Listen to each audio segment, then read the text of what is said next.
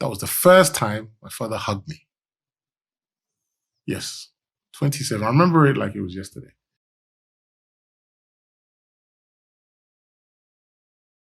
Welcome to Dads Dey, the African Fatherhood podcast, a platform where we celebrate and support modern-day African fathers. Together, let's redefine fatherhood one story at a time. Welcome, sir. Good evening, good evening. A very good evening to you. How are you? I'm very well, and thanks to all your listeners for listening, and hopefully they'll be able to learn something today. Hopefully, and thanks for making the time, Charlie. Always a pleasure. You know, this whole podcast has been in the making for about 10 years. Okay. Since I had my first child. Mm-hmm. Well, no, she's 9. She's going to be 10 in January. Okay. And we did a session before. Yep. And I lost that. And so you're one of my legacy fathers. And okay. So I'm glad you're gracious enough to make time again.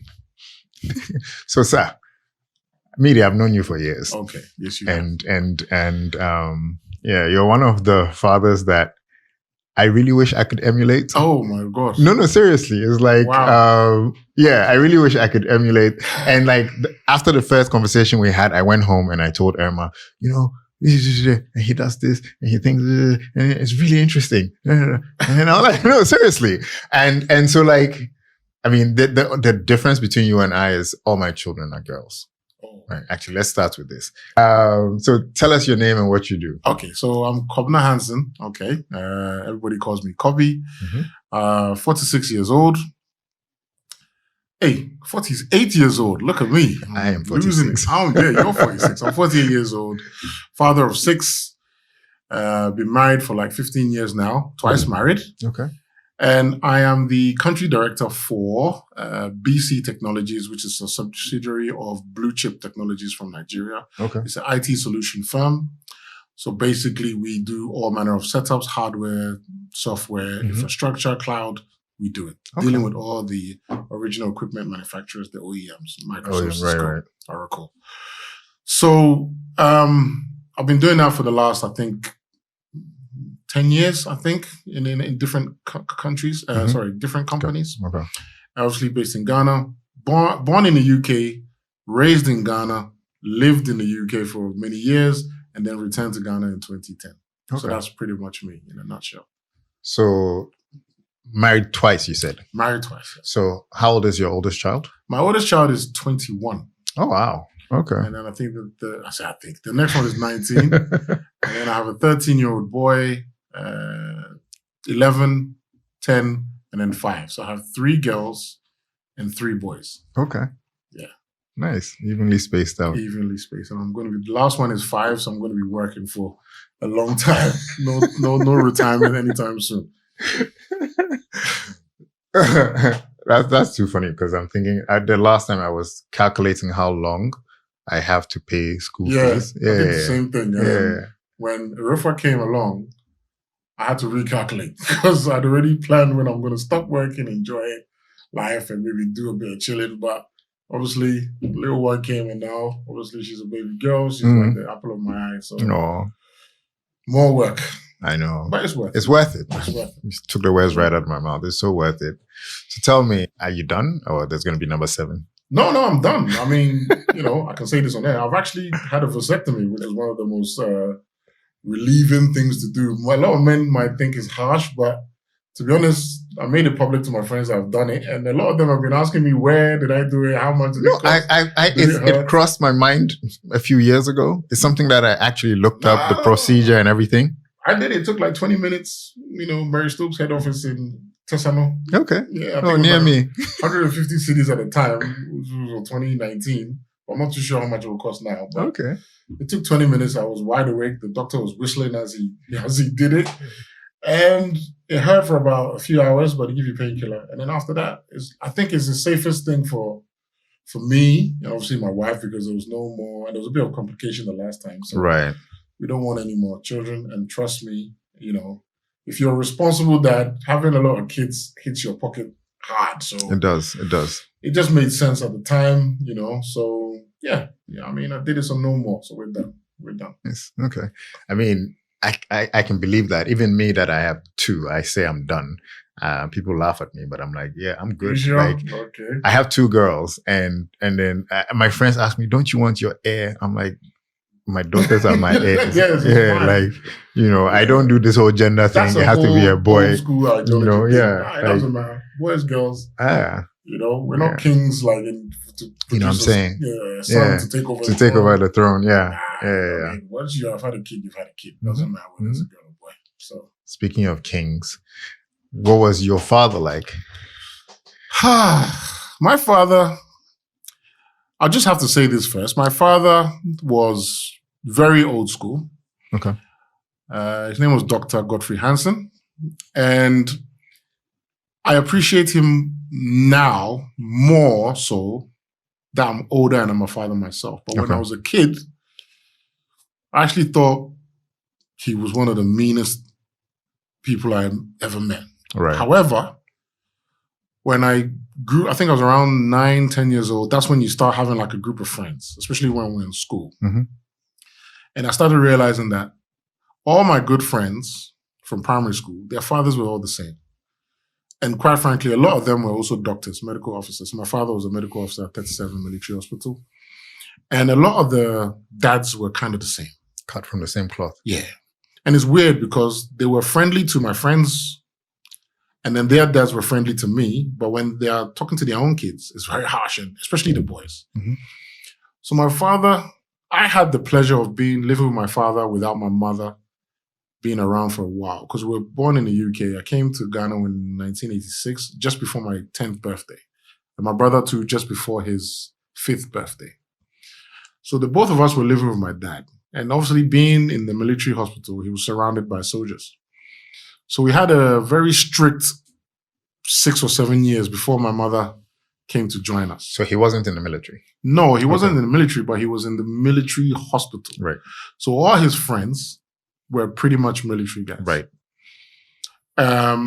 So there was a very strict regime in terms of housework, schoolwork, even he taught me how to cook, for example.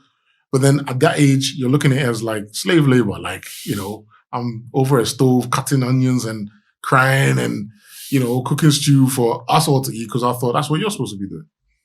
And we didn't have anything, in Ghana, you have like house helps and things like that. We didn't have any of that. We all had our chores and you have to get up and do it. So it's just the two of you, right? So it's just the two, me and my brother and then my father. Okay. We had a boys' quarters where I think a couple of the orderlies who worked in 37, he let them live there, but they helped with other stuff like his car and stuff like that. But when I came of age, he stopped them and then I started washing his car, washing his clothes, ironing, things like that. So I remember when we came to Ghana, it was a different experience because when we were in England and he visited, it's like we haven't seen Dad for, let's say, a couple of years and then he visits. So that was like, Daddy's here. Celebration. Aha, you understand? And even though he would be strict in England, it wasn't the same because obviously he's on holiday and then, go to the park, sweets and things like that. But when we moved and now we're under his roof, it was a whole different experience. Right. Because we were kind of blindsided in the sense that we didn't know we were coming to Ghana to stay. Okay. Because in England, I was getting into trouble in school. I think I'd been suspended that summer. Mm-hmm. And that's when we got sent to Ghana. So I thought we were coming on holiday, but we weren't. We'd actually been enrolled in Christ the King. And I remember getting close to September. I'm like, we're supposed to be going back to school. Why are we still in Ghana? And he just walked in with 2 uniforms, the maroon one. The maroon and white, yeah. for my brother, and then the maroon and white shirt for me. So I was like, what's going on? Took us to Christ the King. Literally, I was crying all the way. The first day, I was crying all the way there. And then he was giving us this lecture about you have to be tough, you have to be strong, and don't let anybody bully you and things like that. So we got to school, and I think it was the first day. First day of school, I got caned because I corrected the teacher's English, and you're not supposed to talk to teachers. And then kind of like, I thought I was being confident, but in their eyes, I'm being rude. Rude. And Miss Essel, she was dictating stuff for us to write, and then she mentioned a word, a country, and she said it's Ireland, and I said no, it's not, it's Ireland. And then she said, you don't speak back to the teacher. I'm like, so what are you going to say if it was? So then I wrote ISLAND. So I said, what are you going to say? Are you going to call this Island? So that's when she got the cane out and she lashed me. And then I was like, I'm going to tell my dad. And when he comes, and I was talking back. So I got sent to Mrs. Quarcoo's office. Right. She lashed me again. And I was swearing at her. Hey, you, this, London boy thinking he knows everything. I sat there literally on the first day until about 3 p.m. when my dad came. And then he walked in and then I stood up and I'm like, yeah, Dad, listen to this. And hey, be quiet. And then the teacher, Sister Mary Lorraine, explained what had happened. And my dad told him to lash me again. At that point, I was confused. I was like, because I thought he's coming to. So they gave me another 6, got in the car, got home. I'm fuming all this while, crying and fuming. Got home. He didn't say anything. Went in, had a shower, did the homework, watched news. He always made us watch news when, TV came on at 6 p.m. Yeah. So 7 p.m., watched the news, off to bed. So I thought that was it. Went to bed.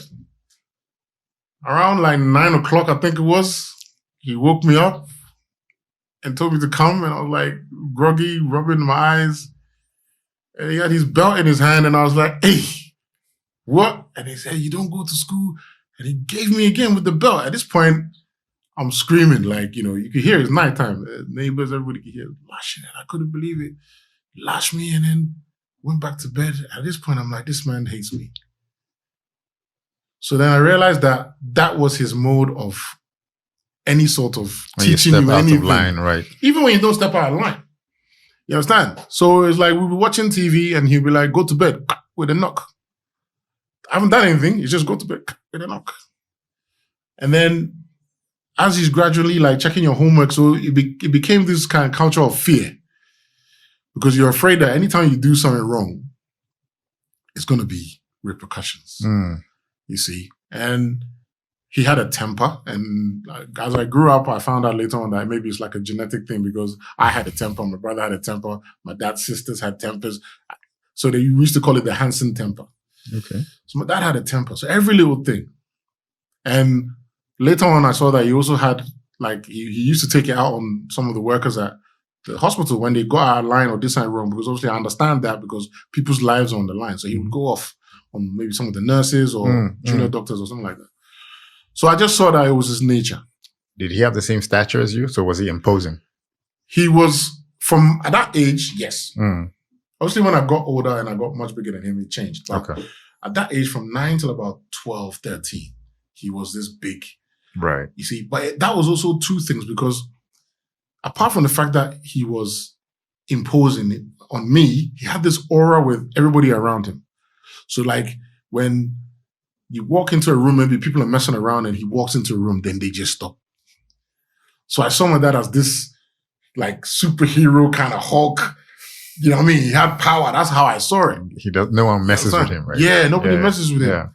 You know, there was this funny story. Like we were in Awudomi Cemetery, the road, and we were coming to join the main road, and we stopped, and then some trotro hit the back of us, and this guy got out, and this guy looked huge.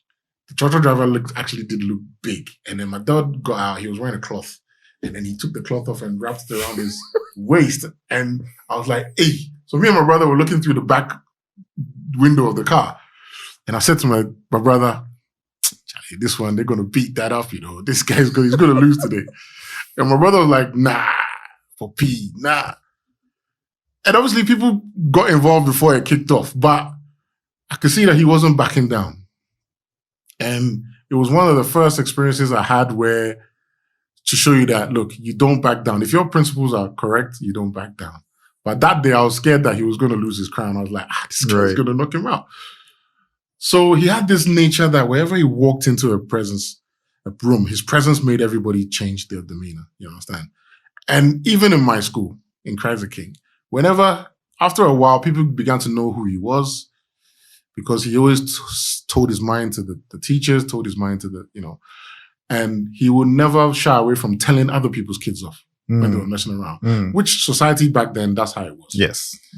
So whenever they used to say it takes a village, right? Yes, takes a village to raise. So whenever my dad pulled into the school, coming down that slope, and his red car, everybody started shouting, "Kobi Hanson, your daddy is here, Dr. Hanson." Everybody knows who he was.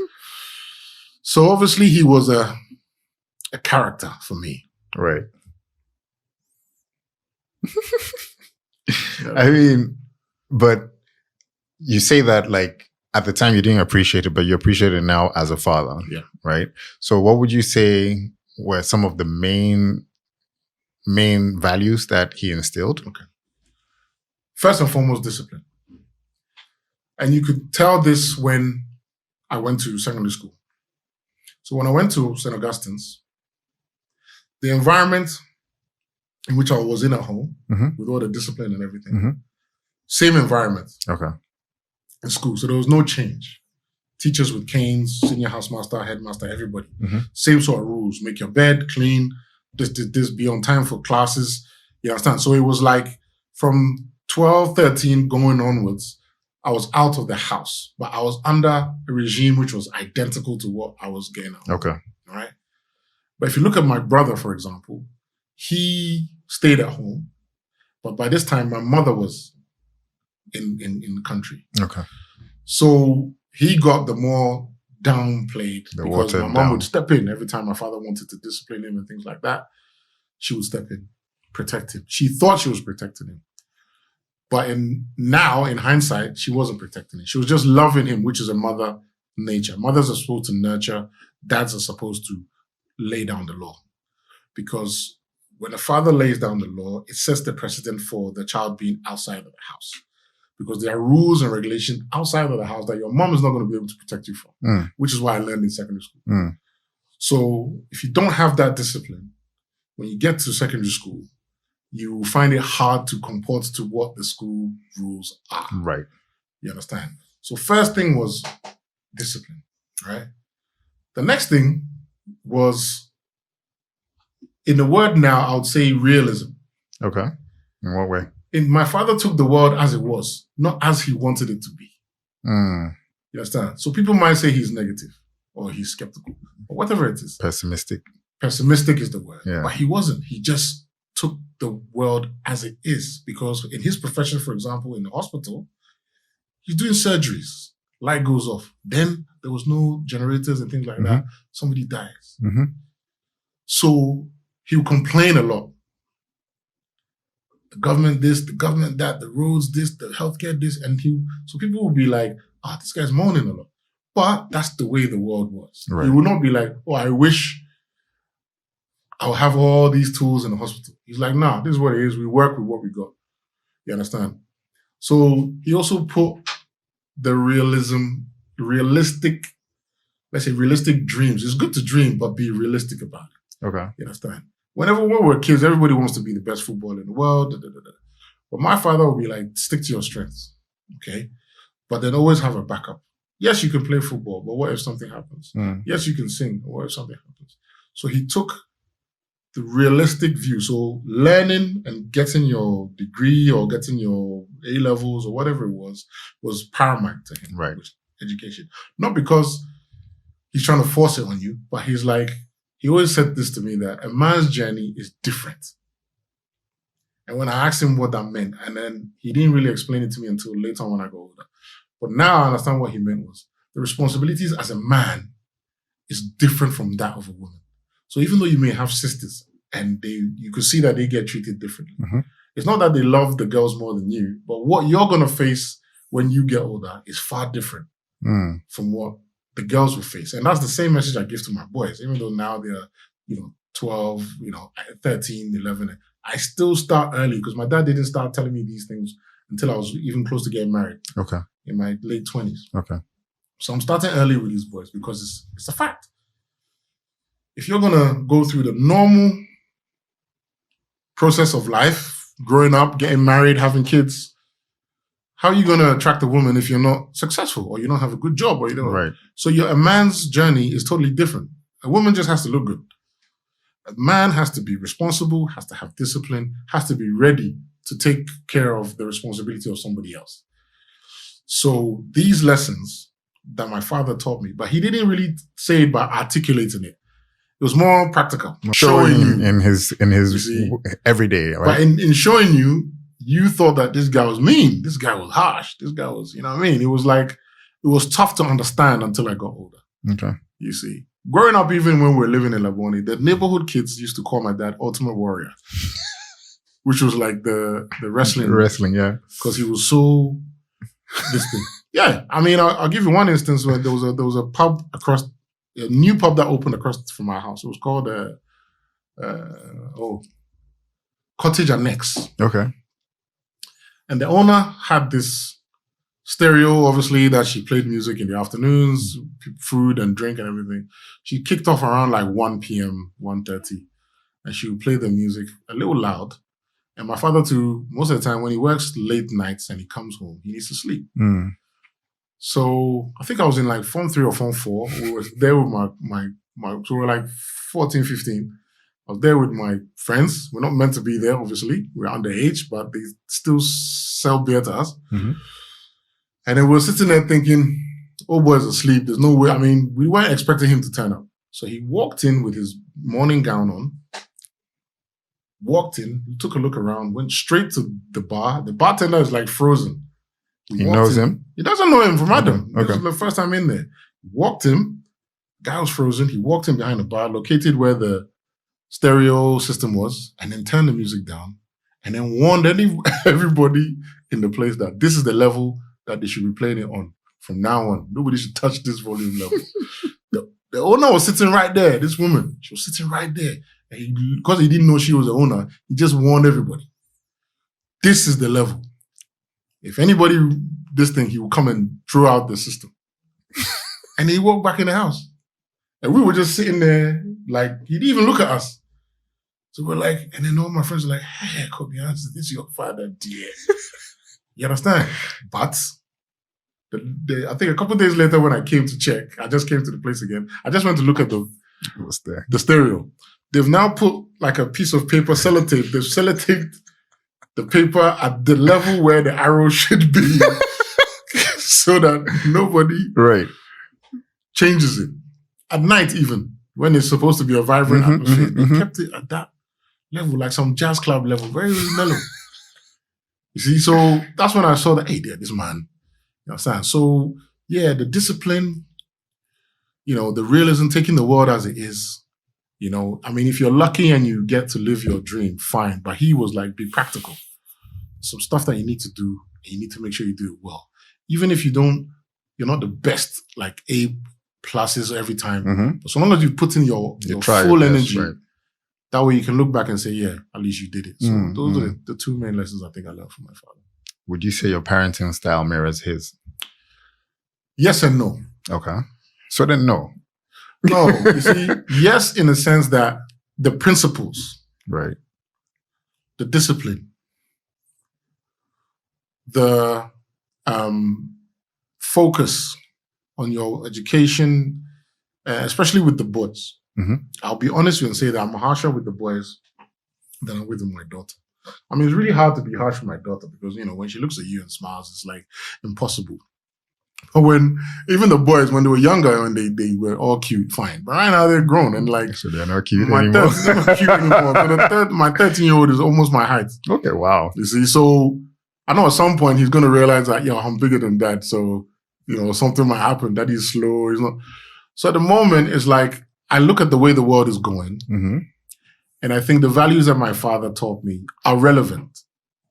But the manner and the delivery must change. You see, I'm not trying to be friends with my kids because at this point in their development, let's say from the age of 10 to about 18, it's not about friendship, it's about guidance.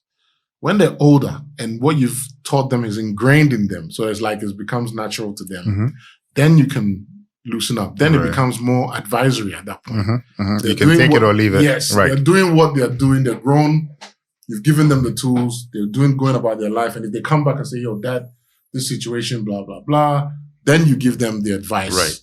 And then they can take it or not. But at this point, there should be boundaries. You know what I mean? Because if they're in the wider world, there are laws.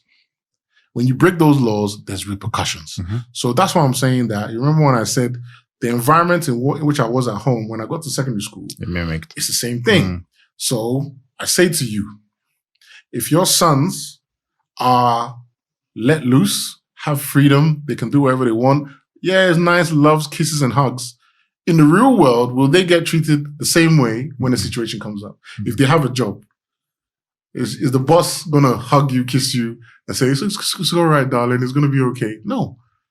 So you have to give them a scenario that's real, that will happen in the real world. Even if they don't have the job and they have got their own business. If they start a business and it fails, who's gonna be there to give you a hug and say, oh, and let's do it again, you understand? I hear that. So tell me, from their perspective, how do you think they know that daddy loves them? Because like I said, I like to balance it out. So let's say, not so much now because they're a bit older. The youngest boy is about 10 years old. But when they were younger, yes, they will get the cane, and they'll get the cane at school, and they'll get the cane at home. But unlike my father, I explained why they're getting the cane. Okay. When everything's calmed down, you call them and then you explain why. Because like I said, in the real world, you get punished, but you get reason for the punishment. So I explain the reasons why, and then tell them that you won't get this pain if you don't do it again. You understand? And daddy knows I love them because I tell them, I love you, but I'm going to have to cane you.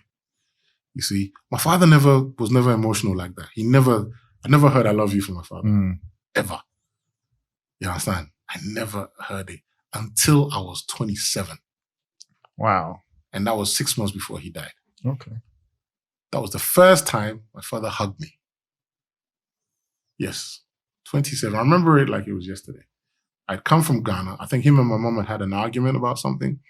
And as usual, we were going to take mom's side. But then when I sat in front of him with anger, at that time I was like twice his size now. So obviously I'm using my size trying to intimidate this man. But he held his own and he explained. When he explained, because I was married, I immediately understood what he was talking about. So I myself calmed down with him. And he took me first time ever, he took me for a beer. 27 years old. My first daughter was in the world. And he took me for a beer near the Tema General Hospital. There's a place that had tilapia. So he took me for a beer. And he bought the beer to Bubra. So when he came, I was nervous because I was like, is it for me or I thought they're both for him. Because I never imagined him ever buying me a beer until he said, so I didn't touch it until he said, oh, this one's yours. I was like, oh, okay. So I asked him, how do you know I drink? So, I know you drink. I'm like, how'd you know? He goes, I know. So we drink. He even offered me a cigarette and I said, no, it's okay. No. So we had a real heart-to-heart talk. And I actually said to him that I wonder why he didn't say this stuff to me when I was younger. Because now that I'm married, I understand. And it's a bit difficult to navigate marriage sometimes. And if I had known a lot of the stuff that he would have told me, that he's telling me now, maybe I would have handled things a little bit different. What was his response? His response was, he wanted me to see for myself. And I'm like, but that's not teaching. No, at all. You know what I mean? That's like you saying that I'm suffering, so when you're you get yours. But, it's funny. I think my father is like that. Yeah. My father is definitely like that because knowing what I know now as the old man I feel that I am, I feel like however I establish myself in the world, I am trying to build a foundation that my children will then build upon. Yeah. Right. But his is like, I did all of this on my own. Yeah. So sod you. Yeah. Go and get yours. Yeah. Right. Yeah. And it blows my mind because I'm here thinking, legacy building and succession and but no. You see, when you even bring up the topic to him, with him, he looks at you like you're trying to grab. Yeah. I'm like, guy, I'm trying to grow what you've started. No, he's like, what's wrong with you? What, do you want a cookie? Do you want a hug? What's wrong with you? Be a man. That's how, the fathers of our generation, that's how they were.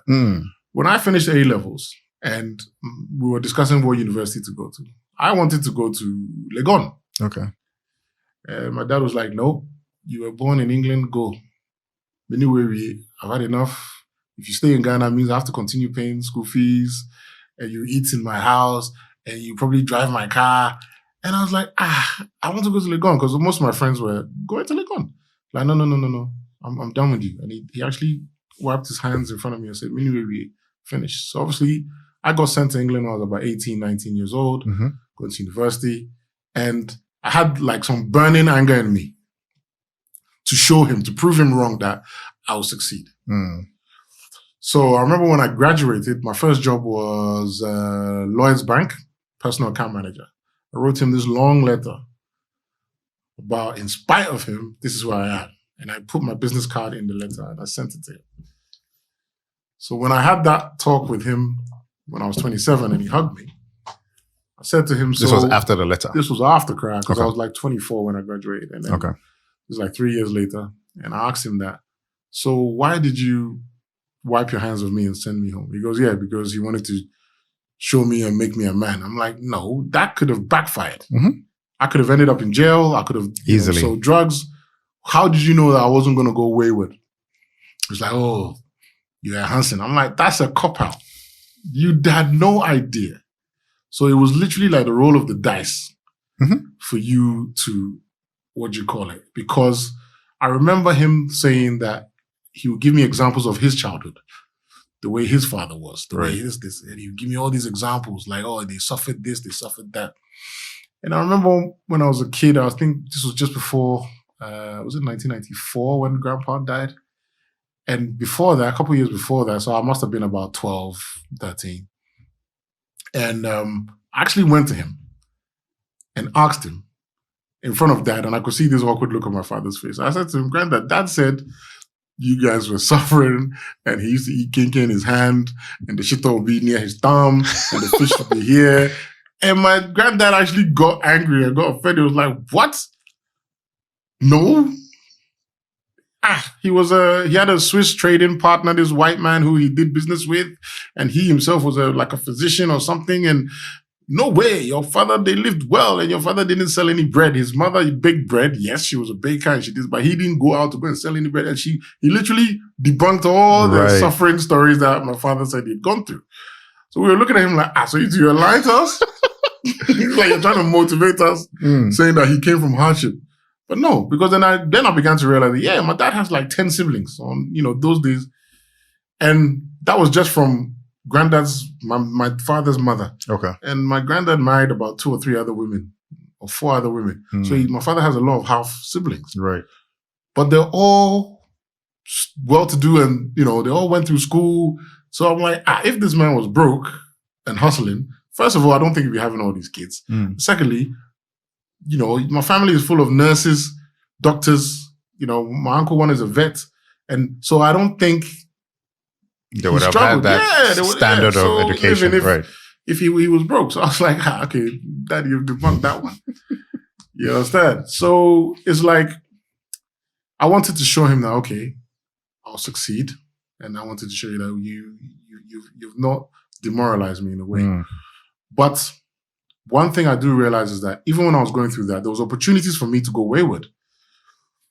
But it was the thought of him being upset or being angry with me. That kind of disappointed. Yes, disappointed. You understand? Because later on when we got older, that was it. I remember when I failed my mock exams for O-levels. And in my school, nobody takes mock exams seriously. Right. But they send a report out anyway. This man drove from Accra on a Thursday when he went to the post box and he got the report. He was in shorts and some agbada and slippers, and he drove from Accra to Cape Coast. And when the car was coming, everybody was like, yo, Kobi Hanson, your father's here. So I was like, wow, midweek visit. Oh, maybe I'll get some money and some bread or something. This man parked, got out of the car, just started screaming in front of the dormitory. 2 floors of boys standing on the veranda watching this man come at me, and he was advancing like he wanted to hit me. So I was like, hey, nonsense. This is what I paid for you to get these results. Da, da, da, da, da. And like all the boys cheering. And then he looked up and then they stopped cheering. Yeah. They were like, hey, Florence, hey, Mr. Hanson. And then he looked up and hey, everybody stopped crying. If I ever come and get these results, don't come home. Stay here. And he literally got in the car and then drove off and went back to Accra. I was like, wow.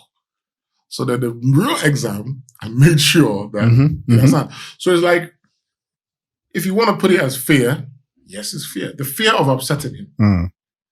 And him having his name dragged through, bad reputation. So that was what kept me out of trouble, to be honest. And I remember there was one time when I was in England, just before I graduated, I was literally broke. I had like £1 to my name. And I called him that time when mobile phones were coming. So I got him a mobile phone and I called him, Dad, I need some money. His exact response was, I'm in Ghana, you're in England. What do you want me to do from here?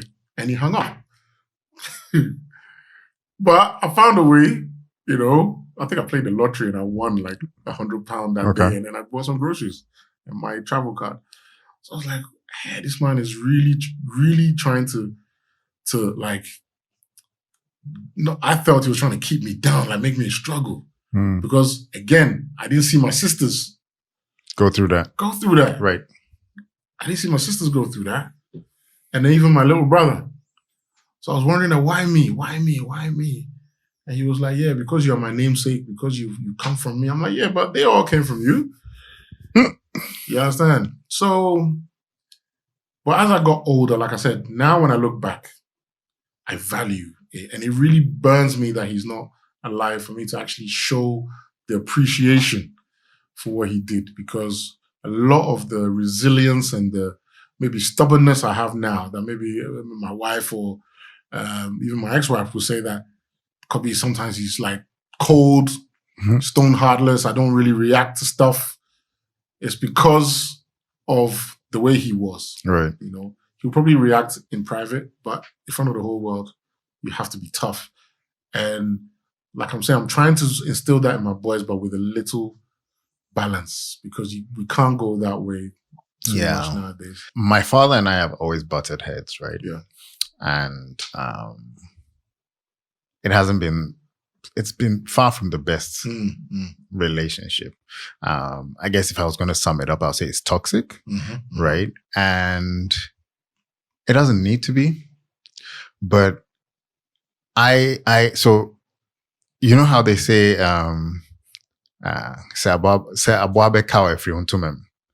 yeah. So like, you have to get close to something for it to be able to get at you, essentially, right? And so I kind of removed myself from the situation. Yeah. And I've had like the most peace in the last few years. Really? Yeah. So 3 years ago or so, he was gravely ill and we thought we were going to lose him.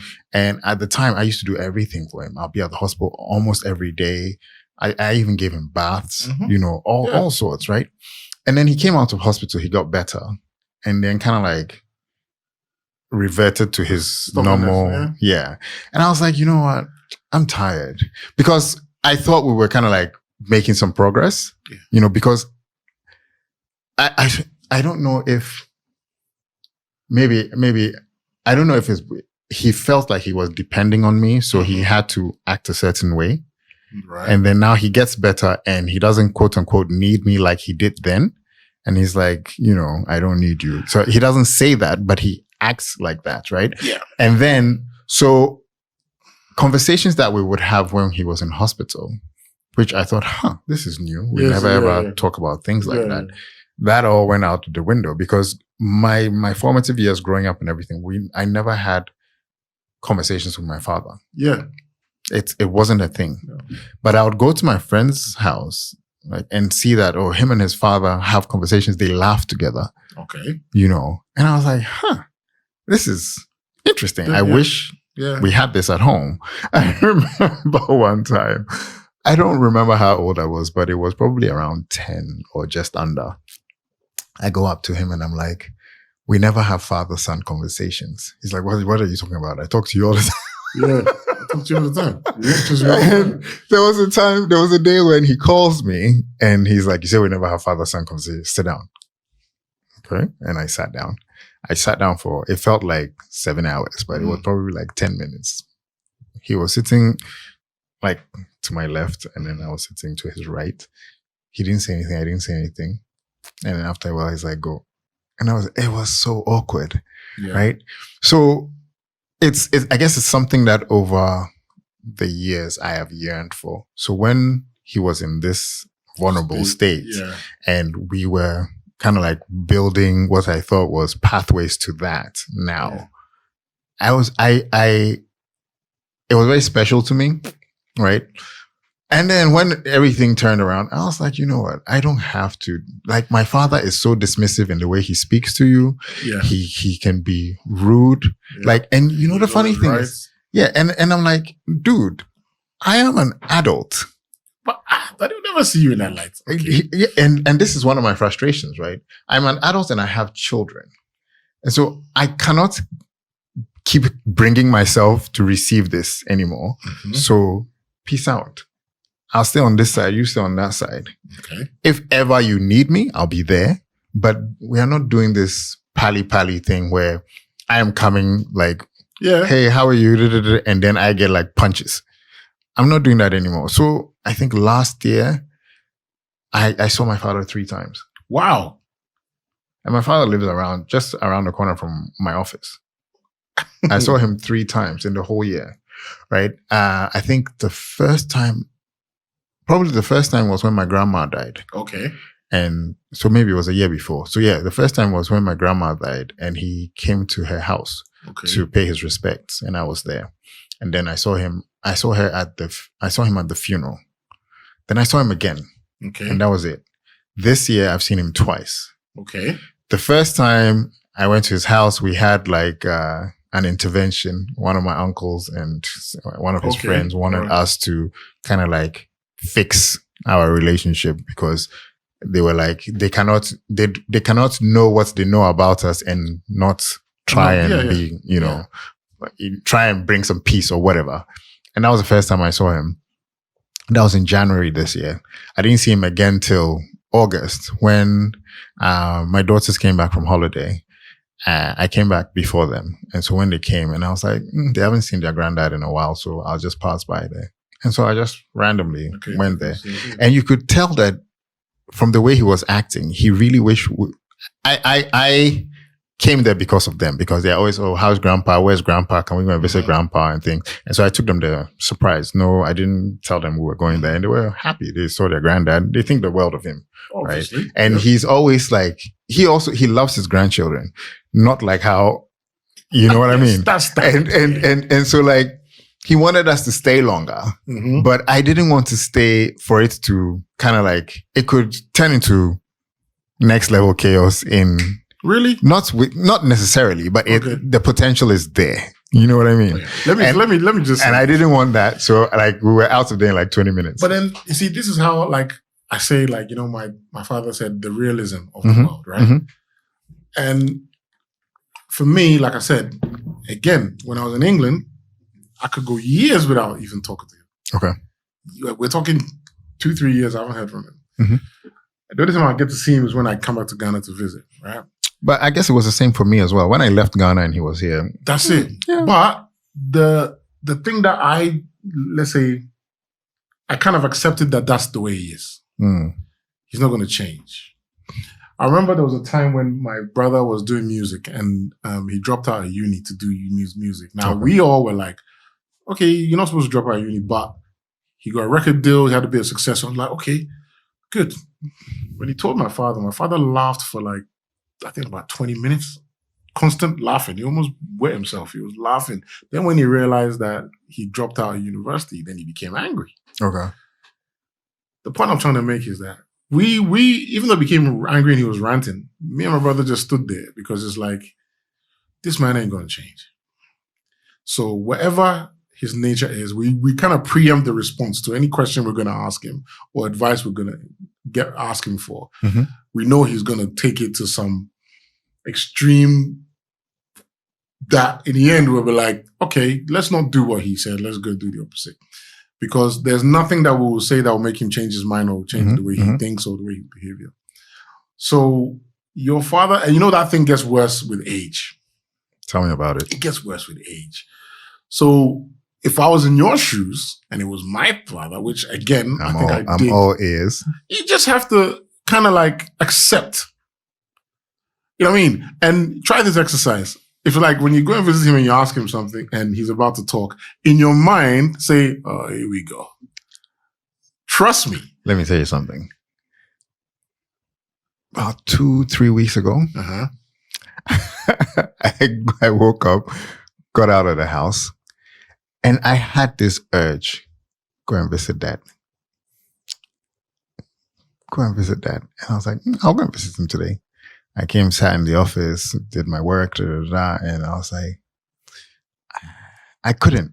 Yeah, but do you see any aspect of him in you? Oh, a lot. Yeah. Don't get me wrong, a lot. But you see, I have had the fortunate happenstance of being able to reflect on the way I am and the way it affects people. Okay. And so, and then also like, I guess I'm lucky in the fact that I have girls. Yeah. Right. So one thing I never wanted was a son. Right. Okay. Because I felt like it would come out naturally fall and like I'll become my father. Yeah. Right. Because so you're naturally soft. yeah. So I never wanted like a son.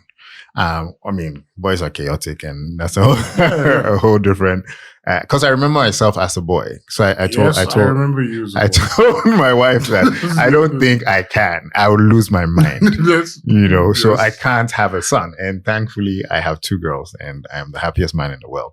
But it's, okay, so let me ask you this question. Now I'm asking you the questions, yeah? I can pinpoint scenarios where my father's nature in me was beneficial. And can you pinpoint times when your father's nature in you has been beneficial? So let me tell you something. I am an introvert, right? But when you put me amongst people and I have to perform, I can be that guy. I can be like the guy, hey, what's up? How are you, Rodney? You know, and my father his interpersonal skills are next level. Yeah. I bet you had a lot of friends who wanted him to be your dad. Yes. And that's where I get it from, right? His interpersonal skills are next level. Really, really great guy. As long as you're not his blood. Yeah, exactly. Yeah. And that's definitely a trait I get from him. Except that I'm not unless you're not my blood of course, type, because I'm working on that, you know.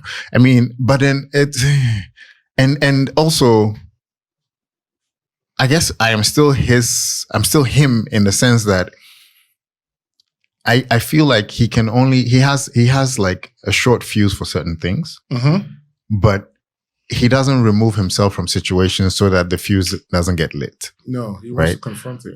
So for me, I'll be like, you know what, this situation, nah. So I do a lot of, I guess, growing up, I grew up without my mother. It was just my father.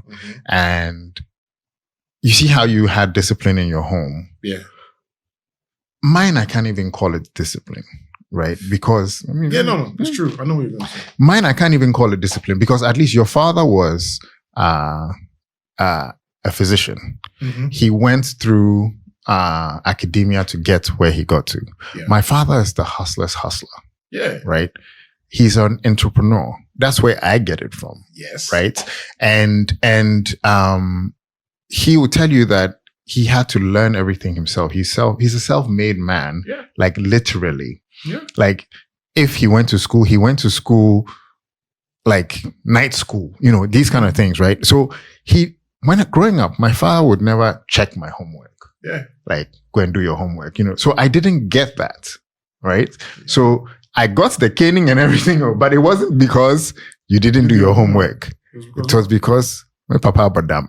That's how I saw it. That's how I saw it. But you see, I look at it now and then I speak to people and I'm like, wow, like and a lot of the things that I was doing, I was probably lashing out, and I was trying to get attention. Yeah. Right? Because I just didn't understand like where I found myself. You see, at least your father tried to make some semblance of sense of it, right? I didn't have that. So I was just with like a crazy person who the world liked. Okay, I get what you're saying, but for all guys watching this podcast or listening, I went to school with Rodney, right? Now, I have to say, obviously, we weren't around each other all the time. Mm-hmm. But there were instances where even me as a 9-year-old, 10-year-old, interacting with you was like, hey, I won't slap this guy. You know what I'm saying? It's like, so I just want to say, it's like maybe your father, to you, it might be like, this guy's nuts. Mm-hmm. And he's doing it maybe because he just doesn't like me or whatever it is. Because I had the same feeling. I mean, I remember I said to my uncle, my dad's younger brother, when I got to secondary school, I told everybody he was my father. Okay. Because he dropped me off. And I said to everybody that he's my dad. And so he was so like the dad I wanted, laughing with me, chatting with me, asking me, But then my father was like that with his son, my cousin. With your cousin, right. You see? But then when you see my uncle with his son, it's like me and my dad. So I think when I look at you and from what you're saying now, you've literally picked up so much from him unwittingly. Mm-hmm. Your entrepreneurial spirit, the way you are, but then you've also had the let's say the foresight to understand the parts that were not right and kind of trying to fix it. Yeah. Which is same for me. But sometimes for me, because I had 3 boys back to back, they were kind of close in age. Mm-hmm. So you can understand the turmoil that goes on in my house. Yeah. And I mean, my wife always says that, why are you always on edge? It's like I'm literally on the edge, like standby. Because at any moment, the keg could be lit and there's going to be an argument amongst these 3 boys. And it just escalates from verbals to, next thing you know, fisticuffs or something. Okay, so they fight? No, they don't get opportunities because I try and stop it before. Okay. And I've been doing that for so long that now that my boy is older, he's 13, so he's now kind of like mimicking me in the sense that he stops it before it escalates. You understand? But all it takes is, that's my sock. No, that's not your sock. That's mine. Then next thing you know, it's stuff being thrown, So I think maybe I know that the way my dad handled it with me and my brother, certain aspects were not right. And even though, like I said, I appreciate it, they are not the way I want, like, especially in these modern times, they're not the way I want my sons to view me. I viewed my father as the hero and the villain at the same time. Okay. Two-Face. You understand?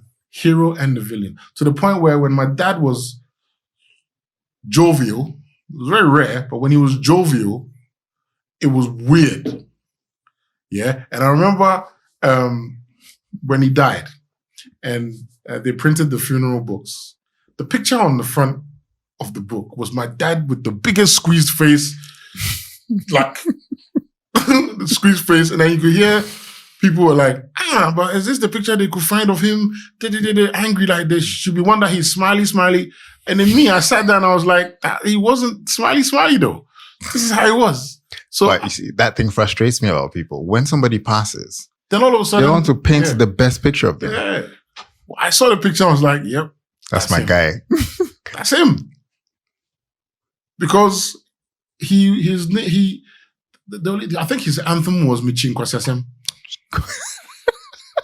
That was his mantra. Right. You see, and he wasn't a person who shied away from trying to fix it. So that's the way I am. And my wife would also tell you sometimes, my mom would tell you that sometimes she say, yeah, the way I talk is a bit harsh. Mm-hmm. But my dad I get that all the time. Yeah. My father, so people always say I'm sarcastic and, my guy. You say it just the way your father was. You just say it. But you see, over time, I've gotten married and there's like, so my father never stayed with any of the ladies he had children with for any he was a lucky one. All right, go on. prolonged time.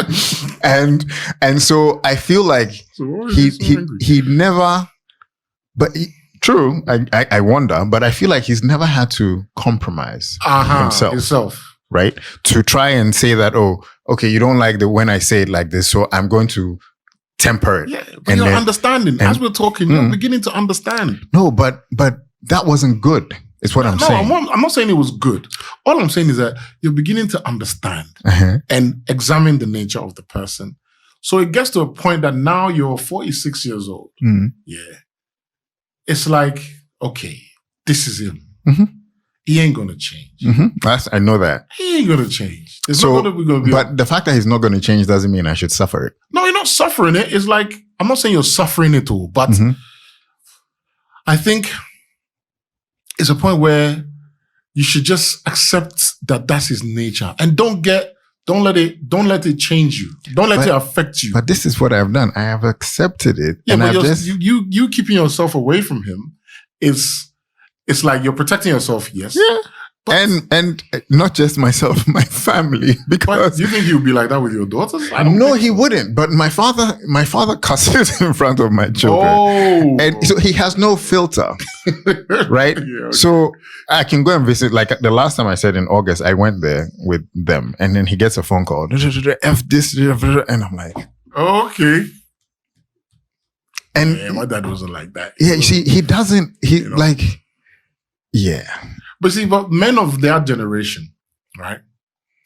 Let's be real. Men of their generation were alpha males. And they actually were in an environment where they were alpha males. Yeah? Where we are right now with the whole wokeness and all of this mess, we can't be like them. So those guys will be deemed dinosaurs, right? And we won't be able to behave like the way they were. I mean, my dad would leave home 6:30, 7 a.m. We won't see him again until about midnight. Okay. And between that time and the evening time, there's no contact.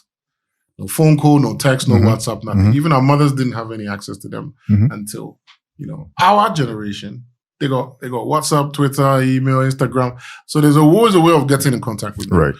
So there's nothing that you can get alleviated from because everything is on you. But we can't react that way. Do you think if our fathers were in this modern era, with every little thing that goes on in the house, you get a WhatsApp, you get a text, you get a phone call, do this, there'll be a lot of battered women. Let's be real. Because they were in an environment where they had to be alpha males, right? Because let's be honest,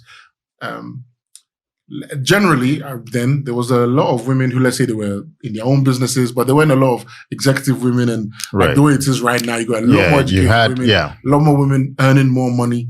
So they literally had the responsibility of providing. I mean, so it's a lot more equitable now. Yeah. So they didn't even have the time to take me to the park or go and play football or do whatever. I remember there was a period. I'll tell you this funny story. There was a time when a cousin of mine came from England, and her mom is Ghanaian, her dad is white, English.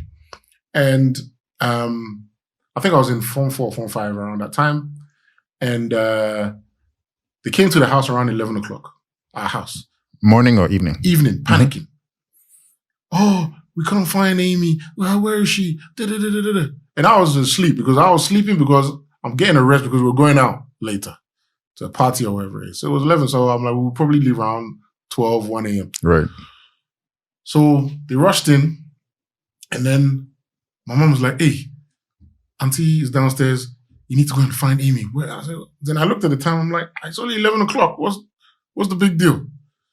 Yes, but, you have to. And then the father, obviously, is a white guy. He was like, I haven't seen her all day. And I said to him that, maybe I can go a whole week. I haven't seen my dad and I'm not panicking.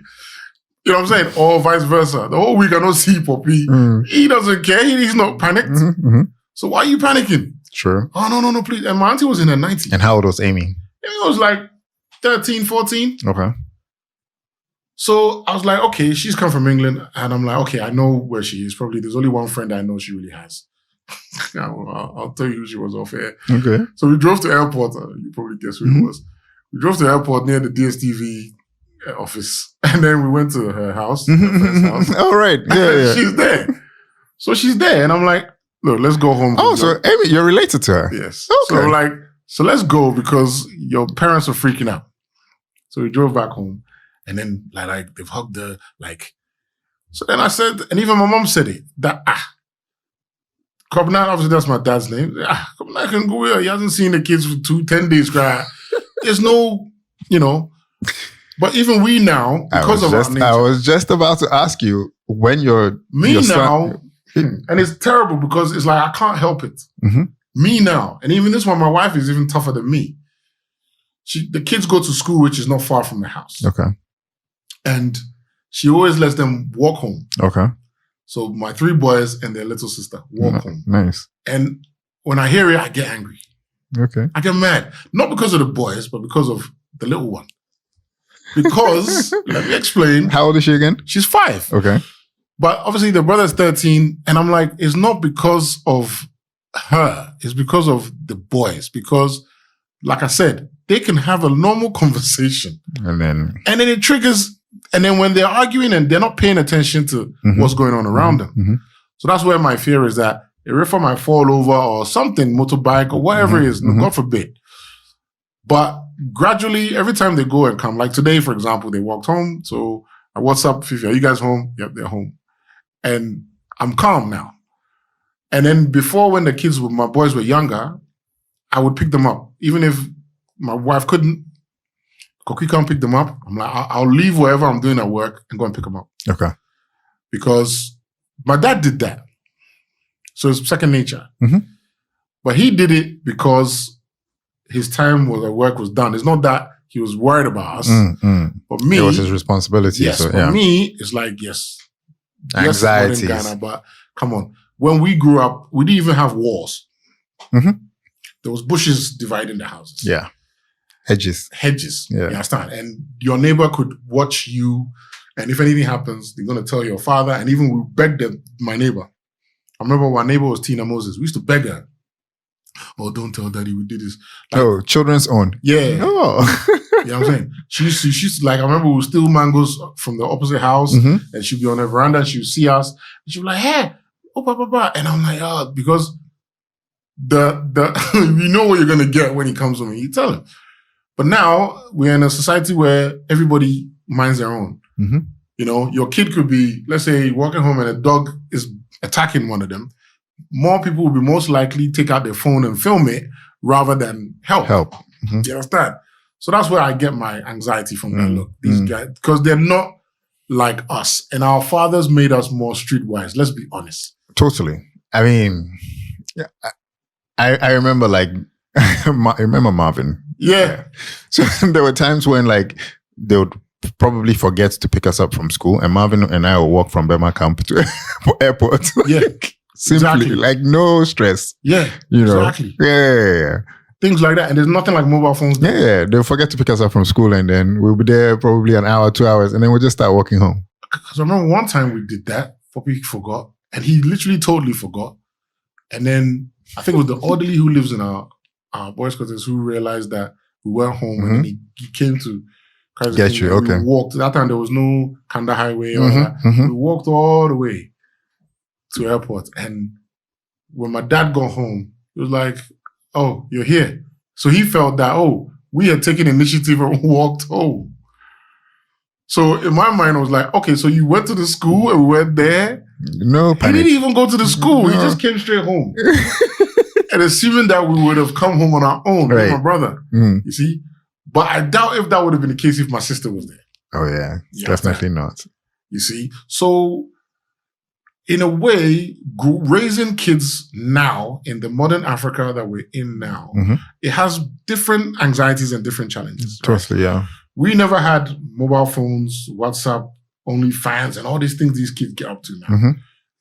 So we have to watch. We were more toughened. You understand? So as much as our dads were difficult, and that's the word I want to use, they were difficult. You understand? Because I remember when I'm narrating my childhood to, let's say, friends I make in university who were like white. And and they're talking about their dads. And I might be just saying it jokingly. Oh, my dad did this. And they'll be like, are you kidding? Or, they're horrified. Yeah. And, they're like, that's abuse. That's abuse. He should be locked up. And I'm like, oh, but this is Ghana, man. This is Africa. This is not here. Mm-hmm. You guys have got the NSPCC, Protection of Children Society or whatever it is. We don't have that. The funny thing is, just this morning, I think I was telling my wife that my younger daughter, she talks so much that if we were in any country where they had the NSPCC and things like that, and we were abusive, they'll come for us. Like, quick. But even us, right? Even if we were brought up there, you can't call them. No. Hey. Listen, and that leads, look, I've got so many, it's like, I'm trying to actually write a book about the experiences. Because I remember one time when I was with my friend in London. His name's Greg. He was white. I was about 8 years old. Mm-hmm. It's before we came to Ghana. Now, I went to his mom's house. Him and his parents' house. His dad was a mechanic. His dad was at home. His mom's a housewife. And we were in his room and we were playing Commodore 64, which was the in-computer game at the time. So we're playing, and then his mother walks in with drink and biscuits. Hi, guys. Here's a little snack for you. And this Greg turns to his mother and says, why are you in my room? Mom, get out of my room. This is private. Get out. And he slams the door. So, me too, Jimmy. I saw the situation. And I was like, okay. That's how it is? Okay. So, I think it was like a week or so later. I'm in my room. Kobi, time for dinner. She must have said it like 3 times. And my dad was there on holiday at the time. So, he was in the sitting room. And then she came upstairs. Don't you hear me calling you to come eat? What are you doing in my room? I'm busy. Get out. It's private. Get out. And then I think Poppy must have heard. Charlie, this man, all you could hear was like thundering up the stairs. Doom, doom, doom, doom. Push my mama out of the way. Hey! Slammed the door. Charlie, belt. I don't even know what he was using. Belt, video cable. I mean, it was literally like stripes. And I managed to open the door and crawl out. This man pulled me by my legs back in and whipped me. And then he grabbed me, brought me downstairs, and he opened the door. And he said, hey, you see out here? That's England. You see in this house? This is Ghana. You think it's like a movie. You think I'm making this. He said, you see out here, and you see people walking past. The white people were walking on the street. They're walking past and because he was shouting. So they'll be looking at this door's open. This black man is holding me by my neck like that. He's like, hey, you see out here? That's England. In this house, this is Ghana. You hear? And you see people walking past like, what's going on? And he did, and he slammed the door. Go back downstairs, no food. You know what I'm saying? So it's like, you're tempted at that point to call the NSPCC. Good luck to you. But the repercussions. Bro. The repercussions, of you calling these people and they come in. Because the downside is if they come and nothing happens and they go. No. However it pans out. You know what I'm saying? Yeah. Trouble. Because if nothing happens and they go, trouble. If they carry your dad, your mom is going to get at you. Like if they carry your dad and he comes back. Yeah. So even when we moved to Ghana, and my mom used to come on holiday. Every couple of years she would come on holiday. Mm-hmm. And when she comes, she kind of throws all of my dad's good work in terms of discipline and timetable we have out the window. Whenever she comes, we now go swimming, go to the beach.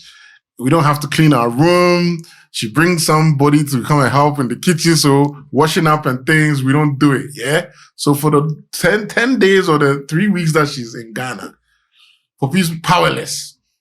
That's how we saw it. We could mess around. It's like, I remember my brother dropped a glass and we were like sitting waiting for the reaction. We're like, okay, this one there, your ass is tan now. And you go and take the brush and sweep it up. And we're like, huh? This man didn't raise his voice, nothing. Then time comes when mommy has to go back to England. And then we'll be at the airport. I remember this like it was yesterday. We're standing there and I'm saying, you remember those days you could wave and the plane would be taking going. They'll be walking to the plane. There's a balcony. DC-10. We'll be on the balcony. And she's waving, turning around, waving, holding the luggage, going to the plane. And there's tears streaming down her eyes, but like that. And my dad too is waving, and we're all waving, and he turns, and he doesn't turn to us. He just says it so that we can hear, but obviously my mom can't hear what he's saying. And he said, okay, now it's over. Now we are going back to where it was before. No more plane. No more. Hey! So we're like, it sounds like some national address. Yeah. So we're like, and he's like, yes, now it is all over. Your mother is no longer here. So it's like back to prison time. Right. You see what I'm saying? So it's like, you can't do that now. You really just can't do that now. But even though the instinct, and you must admit, you may have girls, but sometimes the instinct, because I think I've seen my dad lash my sister once. Even that one, I don't think it was a lash. I think he used her hand to smack her because he told her to do something. She didn't do it. And then the stew bent or something. So that was the only time. But me and my brother, we got it all the time. You understand? So more so my brother, because like I said, when my mother had come back in and I was away in secondary school, he was still trying to exert those kind of rules. But because my brother was now having a bit of freedom, we had a house help, driver, and those kind of things, he didn't really comport to what my dad was trying to do. So they clashed a lot. So it got to a point where I knew my routine. So I didn't really used to get it from the age of, let's say, 12, 13, because by now I'm used to the way he is. Right. I know what triggers this man. I know what I have to do. So even if it's like begrudgingly, I still just get on and do what I have to do. So I wake up in the morning, 4 a.m., 4:30 latest, get up, wash his car, check the oil, check, you know what I'm saying? So I knew the routine. Get his shirt, he's put it on the ironing board the previous night. I get it, I iron it, put it on a hook, hang it on his door, and I'm done. He gets ready, come downstairs. I'm standing by the car with his car key. Everything sorted, water in it. Yep, he's off. But then when I go to boarding school, that's what my brother should be doing. Because he's now 10 or 11, which is the age I started doing it. But he wasn't. You understand? He'll get up and then sit in the toilet for 2 hours saying that he's going to run his stomach. We want to, he hasn't. And then my father will come out, his shirt is not ironed, and maybe the houseboy now will iron it for him, and then he's waiting for his car key, and my brother's got it, but he hasn't washed the car. So then they were clashing all the time. But because I understood his rules or his routine, so it became like a officer and sir. So I used to call him sir. Yes, sir. Thank you, sir.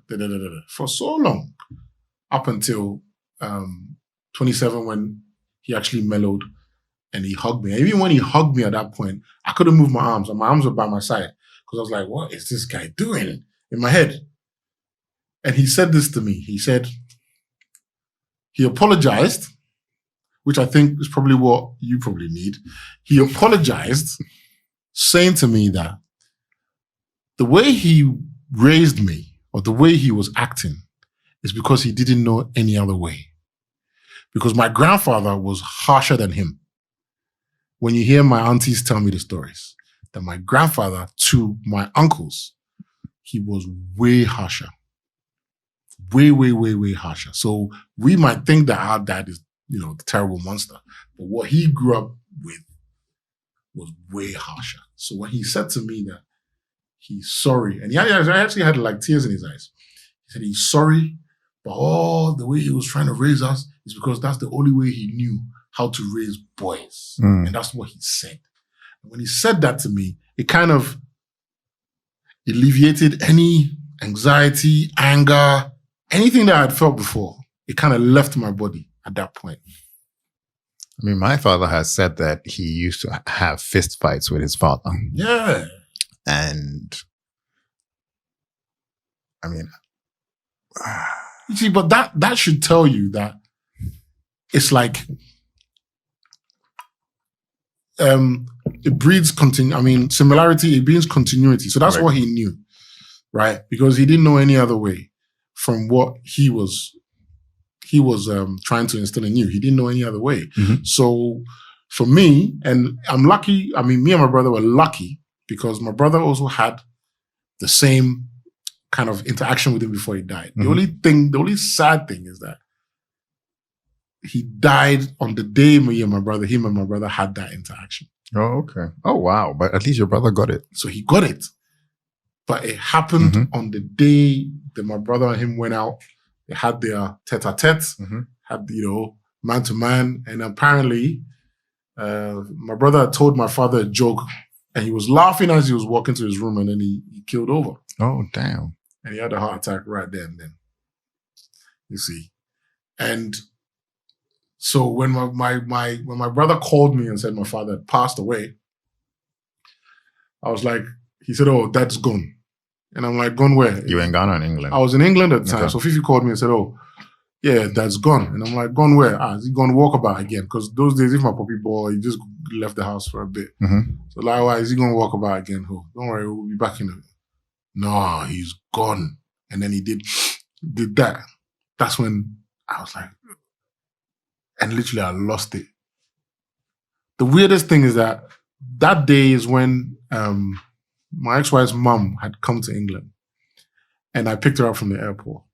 So I think she knew, and she had rung my wife to tell her that he's passed. So I went there because I go with her to go and pick her. And she was like, no, I should go on my own. So I went and I picked her up. I came and we were driving and she was having a chat with me, like very chatty.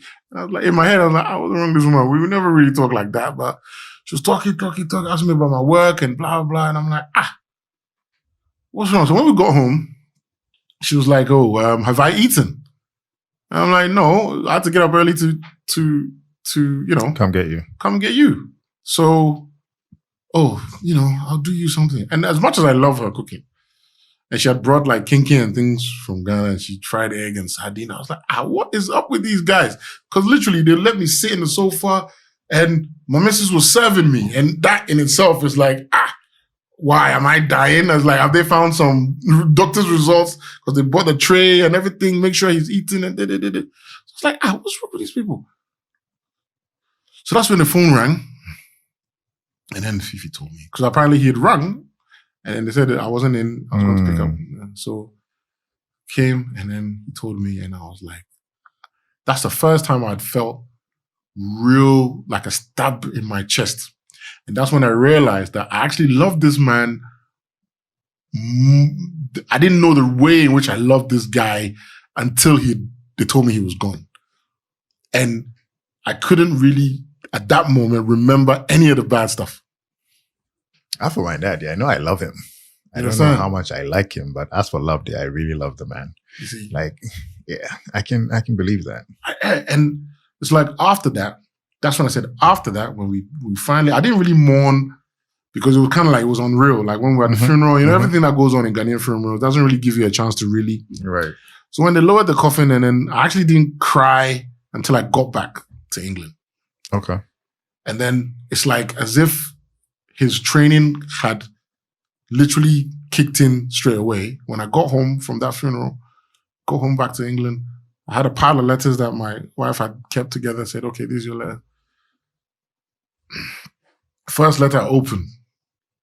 We regret the redundancy from work. You've got 3 months notice to discuss the voluntary redundancy.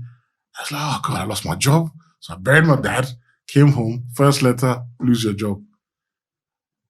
And then, my daughter, she was pregnant at the time. And then my daughter came 17 weeks early.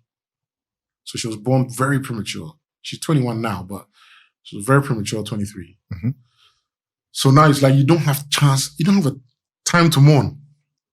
You got to get another job, and you still got to pay the bills, and you still got to look after now that, your missus is giving birth early. She's in the hospital. Baby's in the neonatal unit. I mean, there's so much stress and turmoil, but the rent is not gonna feel sorry for you. Right. So that's when the resilience and the real world training has to kick in. You see. And it comes in phases. So when there was a period where everything was fine, when I was going through my divorce the first time, still, stress, this, but you still have to get on with it. The next job I got where the financial crisis and you're being made redundant again. And I remember sitting in a room with my colleagues, most of them white, and there was this one guy next to me. Oh, he's crying his eyes out. Oh, what's he going to do with my mortgage? And then he tells me, he goes, why am I not more upset? And I'm like, well, I'm going to find some security work or something to do. What? How can you go from working in the bank? I'm like, yeah, we're earning nice money in the bank, but if I put £20 from my bank salary down and £20 from working as a security guard, would you know the difference? Isn't it the same £20? He was looking at me like I'm crazy. But it was a combination of boarding school and the advice or the lectures that my dad used to give me. My dad literally could lecture you until you were falling asleep. Like, you'd be standing there and he'll be talking, and because you're not allowed to sit down, you're supposed to stand there with your hands behind your back, and he'd be just talking for hours, and literally you'd be like wanting to sleep as this man is just lecturing you. But a lot of it stuck. Do you do the same with your boys? Oh, no. Just checking. No. I give them quick ones and let them, because me, myself, I'm tired. I'm like, so I give them quick ones. And I know they think that I'm harsh. They do. I know they do. And even when I say to them that you guys are lucky you didn't have my dad as your dad. I tell my daughters that all the time. You're my lucky daughters you didn't can have say, my dad as your dad. My youngest daughter, one of her things to say, Daddy, you're so silly. It's like, go ahead and tell my father that. Yeah, well, that too. Because some of my interactions, that's where sometimes the restraint comes in. Because I can be talking to my sons and they'll say stuff to me that in my mind, I'm like, if I ever said this to Dr. Hanson, I'll be in a coma by now. Yeah, straight. You understand? Straight. And because they've got no point of reference, as in, my father's not here for them to, even if he was here, he would pamper them more than he pampered me, obviously. But because they've got no point of reference, like, I know if I had said some stuff to them, they will go and ask him. And he would probably be like, oh, he's exaggerating or something like that. But because they got no point of reference, they don't take it. And it's like, I wish I could visualize it for them to see that, hey, you think I'm harsh? Because I'm telling you to clean your room? My father didn't tell you to clean your room. He beat you to clean your room. You understand? So I think in modern times, especially with the values that African Ghanaian families were still trying to hold on to, but with the onslaught of the modernized world, the woke culture, and all this thing that's going on, I think the way our fathers were, certain aspects of it, that's good, is more important these days than even then. Because if we, especially when it comes to discipline and the values of our home, respect, discipline, because now every little thing they attributed to depression or something like that. And if you're honest with us, when we were growing up, 90% of us would have been diagnosed with mental illness. But we do have them. We're just that you have to keep on keeping on. That's what I'm saying. It's like I remember there was a time when I was watching news and then somebody had killed somebody and then they were trying to explain it. Oh, he had an abusive father. And I used to say to myself, I should be a murderer. Bro, I agree with you 100% because a lot of the things that people get let off for, like the excuses they give for their nonsense. Yeah. I'm like, what? Yeah. Yeah, totally. Because same here, like I would have been a serial killer. The man, his father was verbally abusive. Okay. Back then, I preferred the shouting. Oh, one time. Because the alternative to the shouting is the slipper or cane. One time, my dad beat me with the Afro Moses. You know how Afro Moses is? The car tire. Dude, listen, you see, listen, you can imagine how angry, in fact, enraged he was, right?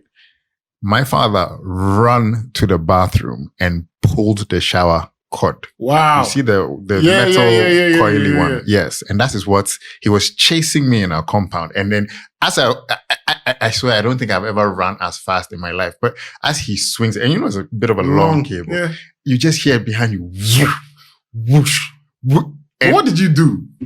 If I tell you, you'll be shocked. Yeah, but you see, ass weapons don't just fall out of the sky. Yes, they do. No, man. Let me tell you what happened. What triggered it? My father woke up in the morning. He was coming out of his bedroom and he hears the TV is on. This is during the school time. Okay. He hears the TV is on. And why didn't you go to school? Before I could say anything, he had gone into the bathroom and then yanked the cord and now was chasing me. Right? So the offense was, you didn't go to school. Go on. And you're not allowed to watch TV. Yes. And you're going to put the TV on to watch TV when it's a school day. Now, okay. Hear what I had said after I had gotten a few strokes. Daddy, we are midterm. Why could... Can you laugh? Go on. Say that? You know what? Yeah. When? Why couldn't you say that quickly? As soon as he said why he didn't go to school, you didn't even get the. I probably was stuttering out of fear. Okay, your voice froze because out of fear. I mean, I've had that situation, bro. You got quickly. So yes, ass whippings fall out of the sky. I mean, it was midterms. Oh my God, that's deep. But you could have just said when. And no. you know what? Like the thing that even angered me more about that situation, right? I was in Christ the King at the time. And again, now my sister was there because we're in Christ the King together. Yeah. But she didn't get that. It was me. Yeah, because, okay. Now wait. Mm-hmm. Now that's not what angered me. This is what angered me. Now, after he had done the deed and he thought, oh, I definitely did him wrong. Now, instead of this man, I know that you said that before they will apologize, it's like they're chewing glass. Yeah. This man, I guess, goes to narrate it to his friend. And she is the one who comes to apologize. You know what your father did. He's sorry. And I was like livid. Yeah. Hey, so like, sure. From that day, that woman, I never wanted to see her again in my life. Like there's nothing you tell me about her that I'll receive with good grace. Why? Because I'm like, I don't know you from a can of paint. Yeah. Right? Mm-hmm. So one, you weren't there is none of your business. And you are not the one that I want the apology from. Yes, I know. The same thing happened. Look, I completely accept it. The same thing happened to me. I think my dad came to England for holidays, and he has this sink that he shaves in and brushes his teeth. It's his own special sink. Now, my sister, when we were younger, my older sister. To or from? Came England. to England from Ghana. Okay. He was on holiday, so he came to us. My sister had this habit when she was a kid that whenever she sleeps, for some reason, she wake up and there's a whole bunch of spit in her mouth. Okay. With phlegm and everything. Okay. And she always used to spit in his special sink. And then she never used to wash it. So when he's not in England, my other big sister or my mom would be like, hey, look, come and rinse this thing. You always, because some would go, sometimes we would all go, sometimes some would stick on the side. Mm-hmm. Right. So she did it this morning and then something stuck on the side and then she didn't rinse it off. So this man came in, saw this thing and flew off the handle. And obviously I was the closest person to the sink at the time. And I'm saying that it's not me. And I didn't even get a chance to snitch because I don't know how he even produced this ruler. I don't know where it was. Like this wooden ruler. Remember those wooden rulers? Yeah. Came out of his sleeve. Came out of nowhere. And then he started lashing every part of the body that I wasn't blocking. Mm-hmm. To the point where this thing broke. And then he's now looking for something else. Then my older sister came. Vivian, she came. And she immediately said, no. It's not Kobi. It's not Kobi. It's Efwa. So now I'm like, what am I waiting for? Sorry, son. Nothing like that. He just turned to my sister, told her off. Don't ever do that again. This is my sink. And even when you do, you have to rinse it off. What is wrong with you? And then he walked off. So I'm standing there all marked up. And if I say to you that if I was big, stronger, or had like a baseball bat at that time, I would have gone off on this man because he didn't even acknowledge you. Yeah. It's kind of like he's giving me advanced beatings for something I'm going to do later. So even though I didn't do this one, he knows that there's something that I'm going to do later. So he didn't even apologize. You understand? But I learned with my sons, because I think there was a couple times that I've given the wrong punishment. Same here. But immediately I'm like, when they calm down, after they're all hysterical, when they calm down, call them to my room, have a one-on-one and say, look, Daddy's sorry, I'm sorry. All right? It was wrong. I wasn't meant to do that. But, you know. Same here. You wait for them to calm down. Yeah. I will calm them down. I will sit next to I know. them. You know, that kind of, because I mean, mine are girls. So like, exactly. you know, so like, I basically like, and then, you know, they're doing through the sniffles and everything. And then when they calm down, I'll be like, I'm sorry I did this. Yeah. I should have either asked first or found out. My boys have my temper, so it takes them a while. Okay. So while they're riled up, you could tell that if they were bigger, they would probably swing for me. So it's like, I need to let them relax a bit. Yeah, I can't do boys. Let them relax. And then say to them, look, Charlie, sorry. But again, like I keep saying, the reality of the home versus the reality of the real world that they're going to face. 9 out of 10 times in this scenario, when something happens, in the real world, will they get a hug, a kiss on the cheek, or a shake? They will get dealt with harshly, whether it's at work, university, school, wherever it is.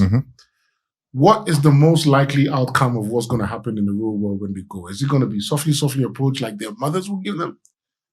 Or is it going to be harsh reality? The problem is, and I was reading a book the other day, and it was like, same way in which you see how people hate police. When you go to America, go to England, police. Hate them. Yeah. Because they are the ones who enforce law. Yeah. In the home, traditionally, you do hear the odd case of a mother being harsh, but that's rare. In the home, who enforces law? Daddy enforces law. So the likelihood that the kid will not show the same kind of love for mommy as they do for daddy is purely because daddy is the one who sets the rules and he doesn't allow you to get away with stuff. You understand? The mom, even if your mother flies off the handle, for example, because there are some moms who, my mother, I cannot remember her hitting me even once. Right. Not even once. And I'm hand on heart saying, even raising her voice to tell me off when one of the crimes came in England, I can't remember. I mean, my mom never hit me, but I know that her brother did. Yeah, like, there was a time when I took money out of her purse and her brother was the one who... No, that obviously is warranted. Yeah, but she didn't. Yeah, she didn't. Yeah, but her brother did. You understand? My mother never did. And even when I did something which was heinous, I did the same thing. I took money from my mother's purse. She would just not talk to me for like a week. Okay. And that really hurt more than the caning. Right. Because the caning, I get over it with my dad. But if she's not talking to you, you can't ask for the ice cream and you can't ask for nothing. Even when she's serving the food or wherever in the kitchen, you're the last person. And she doesn't even call you to come and get it. You see that everybody has got there, so naturally the one left is yours. You understand? So, but the one who enforces the law, and most of the time, mothers allow the father to take on that role of the bad guy because they get to be mommy, the good guy. You understand? And with boys, that can work in one or two ways. You understand?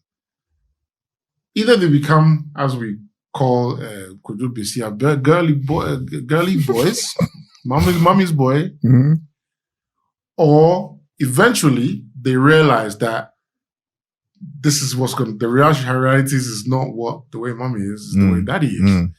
So that's what I'm saying. It's like, when is that going to kick in? Right. You understand? So, like I said, for me, because I got married kind of early, I was like 25, 26 years old when I first got married, the responsibilities made me begin to understand why he was the way he was. Right.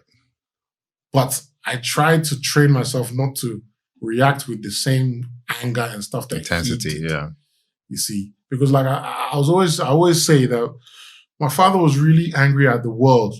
There was a lot of stuff going on in his life that made him angry. There were cases where, let's say, which I found out later, maybe there's some professional stuff he wanted to do to rise higher in his profession. And he took the exam, I think, 2 or 3 times before he passed. But during the period where he wasn't pushing up, he'd get frustrated, you know? I remember there were times, and he told me this when we had that tete-a-tete, that, you know, in Ghana those times, there was no phones in the house. He'd have to go to the post office to go and call my mother. And maybe they have a row on the phone. And he puts the phone down, angry at this woman. But when he's driving home, all he's thinking about is, they are his kids. They are her kids. So it's literally like something tiny, and he'll blow it up to, astronomical proportions, and then go off. And then, like I said, when we had that heart to heart, he said, he admits that sometimes when he's angry and he looked at us, it's like we're her children and we're frustrating him. And then when he's at work and things are not getting well, when he wants peace and calm, then he comes home and then we've done something, some of it was kind of harsh. I remember one time we went and played football with our bare foot. And for some stupid reason, I can't even remember why, we decided to jump on his bed. And this man has white sheets. He likes white.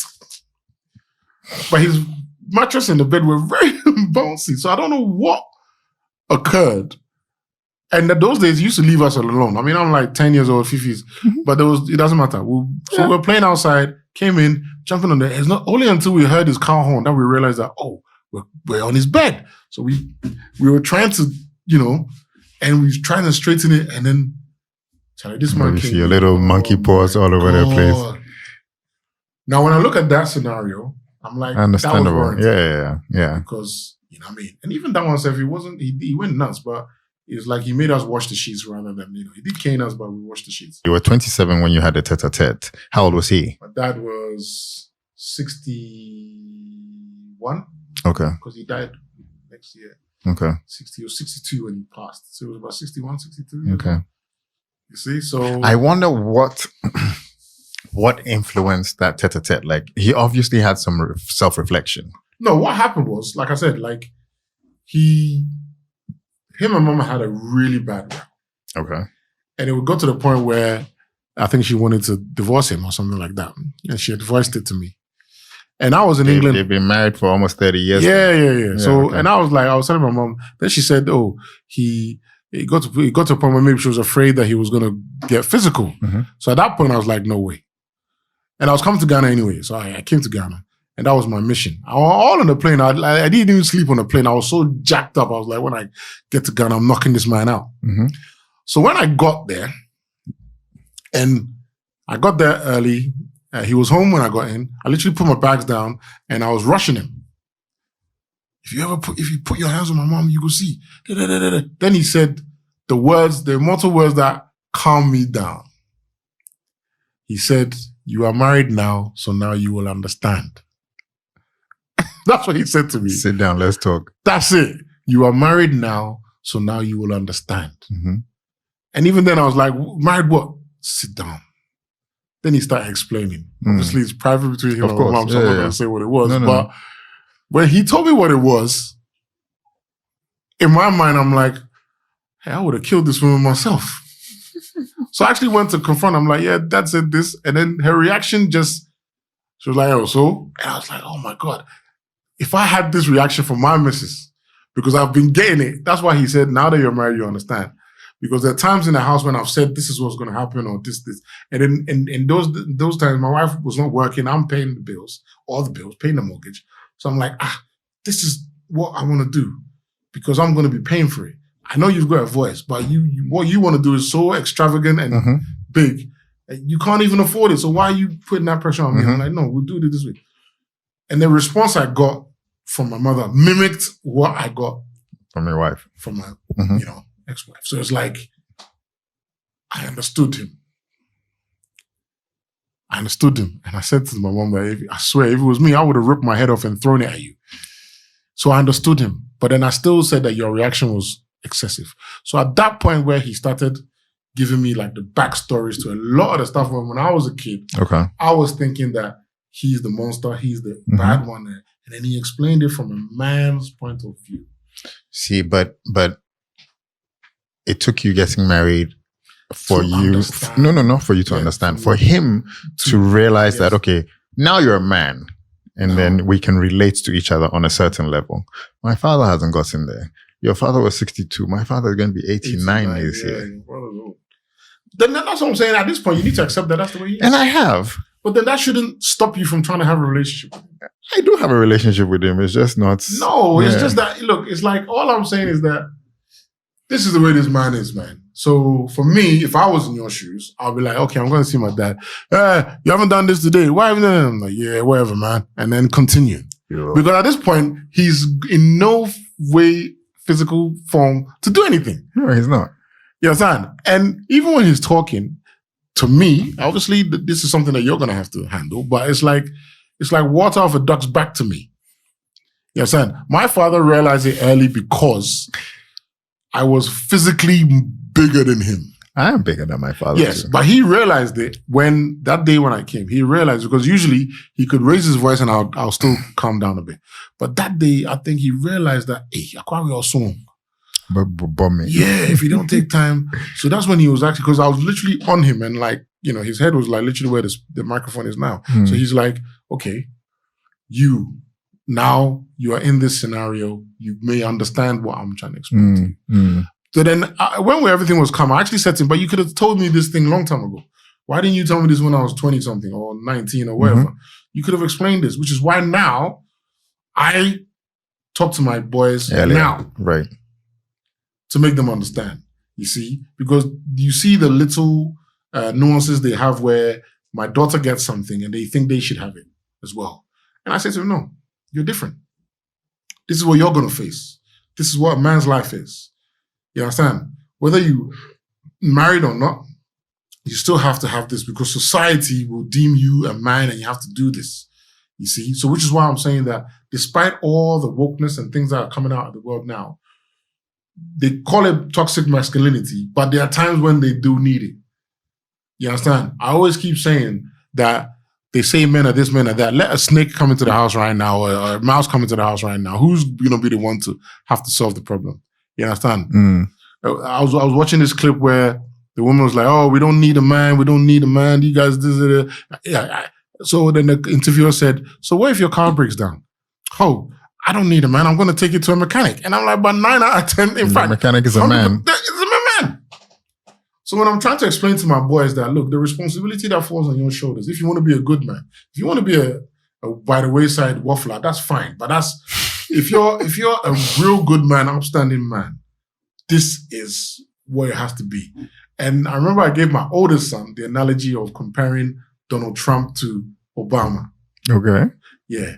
How did that go? I mean, what did you say? I said to him, look, because my boy loves Donald Trump in the sense of his comedy, like the stupid stuff he does when they're reporting on the news. He's like, oh, really? Ha, ha, ha. So then I said to him, have you ever heard Obama be like that? He goes, no. I said to him, well, you have to realize that for Obama to be the first black president, he had to be the most squeaky, cleanest black man with the most unblemished record in the history of black people for them to give him the chance, right? And then directly after him, you have this white guy who's the biggest buffoon ever. He could do whatever he wants, but they still made him president. So I said to you, for you as a young man, for you to be taken seriously, you need to make sure you are unblemished, because if you make one wrong turn, this world will chew you up. So understand that your path is not going to be anytime you make a mistake, you're going to get a hug or you're going to get a kiss on the forehead. It's not going to be like that in the reality. Right. We might still help you, like going through your teens if we're alive, and I still, even at this age, let them know of the mortality. Like, I'm not going to be around forever. Okay. My dad did that to me very early. And whenever he did it, I felt very uncomfortable. So when he died, even though it was painful, it was kind of like he's prepared you for it. You have to let them know, like, look, I'm not going to be around forever. So you kicking rocks with your shoes and a hole comes in it and then I go and buy you another one. It's not going to be like that forever. You go to a point where you're going to look after yourself. And you're going to have to work and earn your own money. And when you're having to work and fend for yourself, that's when you realize that you don't kick rocks with your new trainers. Because there's not going to be me there to replace it for you. You understand? My son now, he's 12 and I teach him how to cook. Okay. So he cooks, he prepares like on Tuesdays and Wednesdays, we have a menu for the week. On Tuesdays and Thursdays, it's like they take sandwiches and wraps and stuff to school. So he prepares everything, cuts the onions, the vegetables, the tuna, everything, he does it. And then now I'm teaching him how to cook stews. So contemporary, this thing. Because that's what my dad did. He said, look, you must be self-sufficient. You shouldn't rely on a woman who's going to come and cook for you, or don't, you might have the money to hire it, but sometimes you have to do it yourself. So he taught me, literally, cutting onions, doing the gravy, that kind of stuff. So I learned how to cook when I was in England. I never cooked when I was in Ghana. Yeah, well, but I was living on my own, so like I had to cook. So my dad did it as a conscious thing. Because, like I said, he'll be in 37, working late, we'll be at home. So he trusted us to, cook. And that time we had electric stove, so he was a bit more comfortable. If it was gas, I probably wouldn't do it. Yeah. But I want my sons to know. So now that my son is 13, the younger one who's 11, he's also now starting with him. Learn how to cut the onions, the oil when it's ready, put the thing in. Learn. So that they can be self-sufficient, you see. So it's like I think maybe their generation, if they have kids, God willing, they might be a bit more refined in the way they teach their sons. So they might not be as harsh as me. So it's kind of like it's watering down. Hopefully, exactly. We're getting better with each generation. It's going to be watered down as generations go. Yeah. But I have no regrets.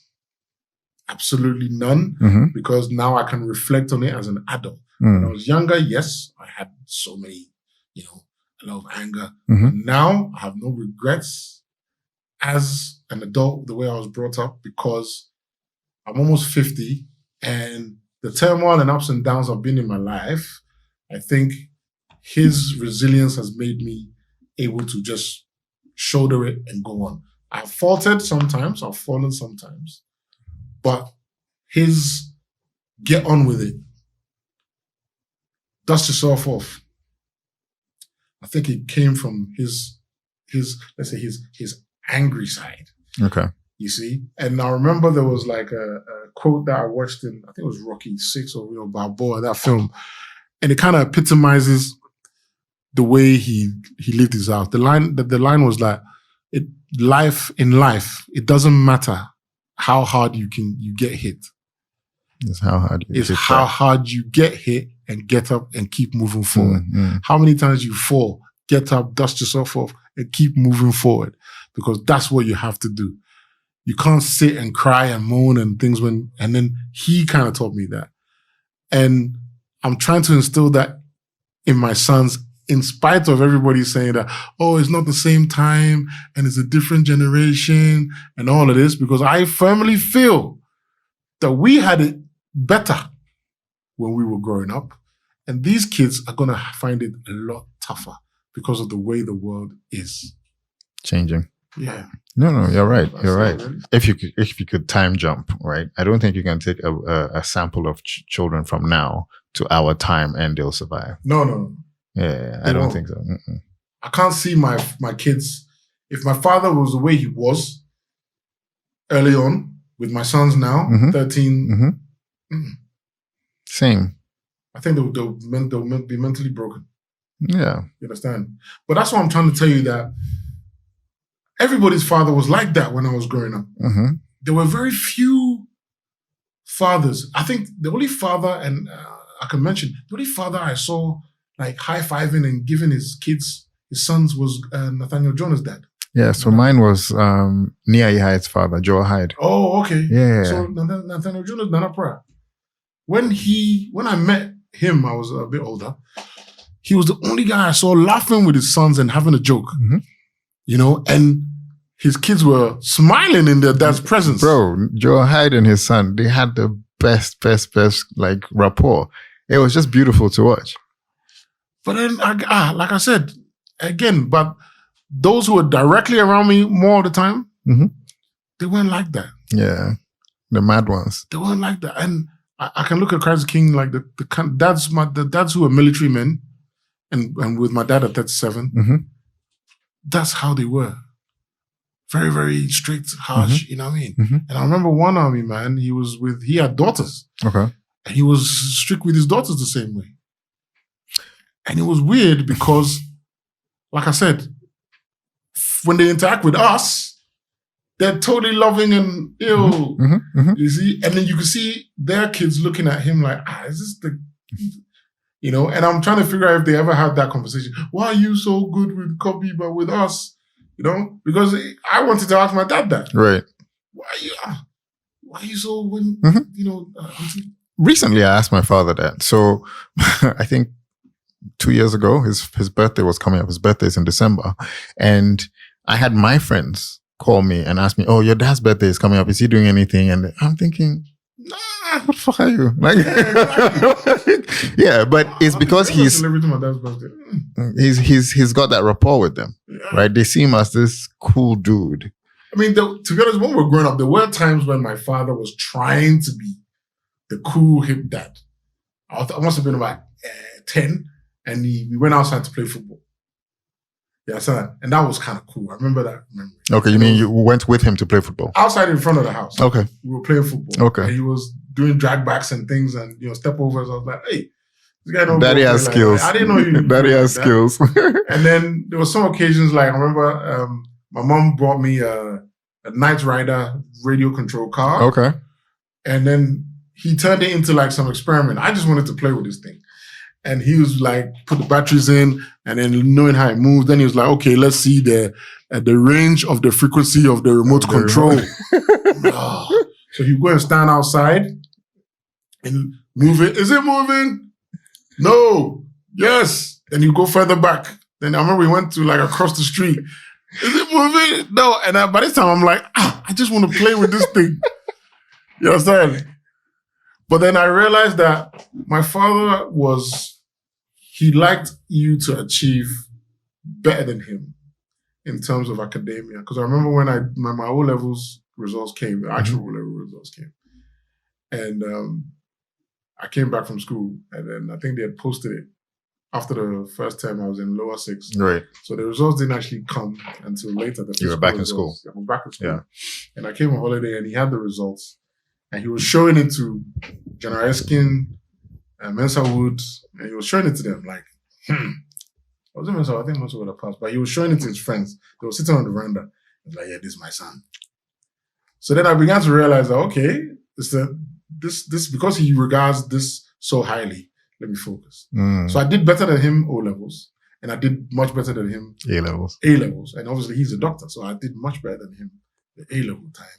And all the time, I remember, and even the first time of him really accepting that, showing me like what I would say love, is when I came from England. You know, I was messing around being naughty. And then when I came to Ghana, and then I had the strictness and everything was in me. First term, Christ the King, I was second in class. And I won the maths prize. Okay. And I was on the honor roll. Remember honor roll? I was on the honor roll. So at the prize giving ceremony, when they gave me the prize, and the ceremony had ended, and he was coming out of the Christ King Hall, and I was coming to the other section. So we kind of met. I was walking down, and he was already out, and he literally just shook my hand. I was 10, and he shook my hand. And then for a minute, he was so proud, and then he goes, "Who was first?" And I said, "Yvonne Owusu Ejapon, huh? You were beaten by a girl?" Oh, and I just set him off. That just set him up again. But he shook my hand, and I swear I was so elated. You know, the next time I was second again, but this time it was David Adako who was first. Okay. And I remember when David Adako came to our house, and I said, okay, this is the guy who was first. Charlie, you would have thought this guy's a prince. And David Adako too, he was so, I would say, painful. Because he used to read like periodicals and newspapers, so he was up on current affairs. Right. So he would have these conversations with my dad at the age of 10 years old, 11 years old. And my dad, he'd be sitting there with my dad, and he'd be calling him, "Yes, sir, Dr. Hanson. Yes, sir, Dr. Hanson." And I'm like, why are you trying to suck up to my dad? You get me? And so, but my dad loved this kid because of his intelligence and everything. So that's when I began to realize, okay, if you do well in school, this is what he values. This is what he values. Understand? So as a son, I think I learned what makes this man tick, and I try to follow because my son is doing it. Okay. You see? So I could be in the room and I hear some commotion, and then my son is saying something that I would say. So I was like, before I get up and go in to see what's going on, I could hear Fifi saying, "No, you know you're not supposed to stop. Okay. Maybe it's taken. Maybe it's taken. What would you say are the similarities in your fathering and the two different sets of children you have? What would I say is the similarities? Yeah. That's pretty simple. The similarities is like I said, the focus on discipline. Okay. In fact, I shouldn't have asked that. What are the differences? Let me ask that instead. So the differences are... What are the differences? The differences are obviously the reaction to situations. Okay. Is different. You were younger then? Yeah. Mm-hmm. The reaction. So the age, the stuff that my sons do, I might raise my voice, but that's probably as far as it will go. Okay. Because I don't need to now physically reprimand you at this age the way my father would. Because my father wouldn't, and I'll actually take my time to explain to them rather than physical. You know? So when they were younger, I used to, but then even my wife spoke to me and was like, she made me realize, because obviously I'd let her know exactly what I went through. So I mean, there was a day where I think I caned Jojo and she was like, this is what your dad would have done. Yeah. And then she called my cousin in England and he called me and he said it again, said, yo, this is what your dad used to do, remember? And I felt so bad because it's true. Mm-hmm. It's like, yeah, this is it. So I think I was that point, Jojo was like 6. I think at that point where I realized that you don't want to be him. You don't want, because there's no guarantee that these boys will get to their 20s and they will realize that it was a good thing. And then they will now start having the relationship like I had with my dad, even if it was just that 6 months. They might resent you and not come. So now my kids my boys will actually come and tell me stuff. I'll be in my room, Dad, and then they'll come and talk. I said, my time, never. Yes, but then what about with your first set of children? My first set was 2 daughters. Yeah, so then it's just lovey-dovey. Yeah, 2 daughters. You understand? I mean, I think, daughters mellow, Yeah. Yeah, I watched the interview with like Snoop Dogg and he was like, yeah, he's got 3 sons or 4 sons. And then when his little girl came, it's like, man, it's just, no matter what happens, they melt your heart, you see? Mm-hmm. And you can't bring yourself to, I think I've smacked the river once. But even when I did that. Yeah, but the river is 5. Yes, so I smacked her once because she was like, Time Day. Really messing around. Yeah, Time Day. But then again, the look on her face. Oh, when she's, I know. Oh my God. It's the same thing happened with Iva as well. Like, you don't even smack her hard, but then just the fact that you actually did, heartbreak, like, oh my God, how could you? Mm-hmm. Yeah. How could you do this? Yeah. This is me, princess. Yeah. And then you yourself feel some instant heartache, like, yeah. Like, I remember, I can see it, like, her jaw started quivering, and like, hey, I'm like, calm down. It's like the ultimate betrayal. You've shaken her belief system to the core. Yeah. Daddy has put his hand on me. Yeah. Understand? So, but I mean, she's 5 now, and like I said, because she's very vocal, it's easier now to talk to her. Okay. For her to listen.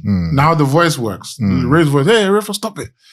Then she still gives Iva doesn't like you raising her voice. She doesn't like the raised voice. So I think that helps now. But the boys, you could raise your voice till kingdom come. They'll still be doing what they're doing until you. So would you say that Erefua is competitive and trying to like assert herself amongst her brothers? Yes. Right. Absolutely. And I'm sure that would be a plus because I'm sure that will make her form in a different way than your older set. Yes. I mean, but also is kind of, it's also different because, and she's very intelligent because she knows her brothers can't touch her. Okay. And she knows that daddy's not going to touch her. So sometimes she does play up in the sense that she knows that nothing's going to happen. So she's pushing boundaries. Yeah. So it's like, I remember there was one time I had this yogurt in the fridge and I came to it and I was like, immediately I said the boys took it. Hey, who took my yogurt? And I'm trying at them, they stand in front of me and then Fifi just said, look behind you. And look, this girl literally is holding the pot with the spoon And she's like that. Yeah, what? You know? And I'm like, oh. But what am I going to do? Yes, Daddy, I wanted it. Unfair. You should have asked. Should have asked me. You see? I didn't even know she could open the fridge, but she did it. So I think it's good that I have this little girl, because even her, when the boys are there, I try not to raise my voice when she's around. Okay. She has this calming effect. Okay. Because when I'm telling the boys off and she's there, even though I'm not telling her off, mm-hmm. she has this look of maybe it's me next. The energy that, yeah. Yeah. Mm-hmm. So you look at her and she's all like, mm-hmm. then kind of like, you know. So the boys now send her to ask me for stuff that I know is what they want, not what she wants. You know, so they come and say, Daddy, yo, can we go to Palace Mall? And I know, what she want to go to Palace Mall for? So I know it's either Jojo or Kobi who said to her, go and ask Daddy so we can go to Palace Mall. Does Fifi have children? Yeah, he's got 2 girls as well. Oh, okay. So him as well. Okay. It's like with me, he's all tough. And even when he interacts with my boys, even something most of the time is on video, it's like with his girls. And I always tease him. Because I'm like, so where's this hard man innocent now? I mean, look at you, man. Look, I can see you playing with Hello Kitty with them and Peppa Pig, sitting and watching Peppa Pig. I remember when I was on holiday in England, he was sitting with his daughter watching Peppa Pig. And I was literally standing by the doorway going, hey, in a million years. Bro, I have Peppa Pig drawers. I would never see Fifi Hanson sitting there with a little girl on his lap watching Peppa Pig. And I'm like, hey. And he hates it, but he has to stop. I love Peppa Pig. Charlie, his house, when before they were born, his house was like this, like, you know, he's got a relationship, his missus, the 2 of them.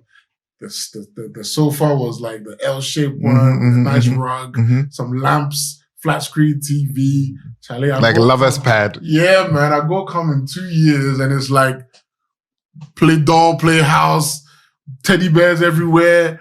And this guy, you can see him sitting in the middle of all this mess and he's like, where's his house gone? And I'm like, because you're a dad now. And it's good for him to have had girls. I think it's good for him to have had girls. Right. Because he's never had that flare-ups that I've had because I've had boys now. Because he has girls, like you've had girls.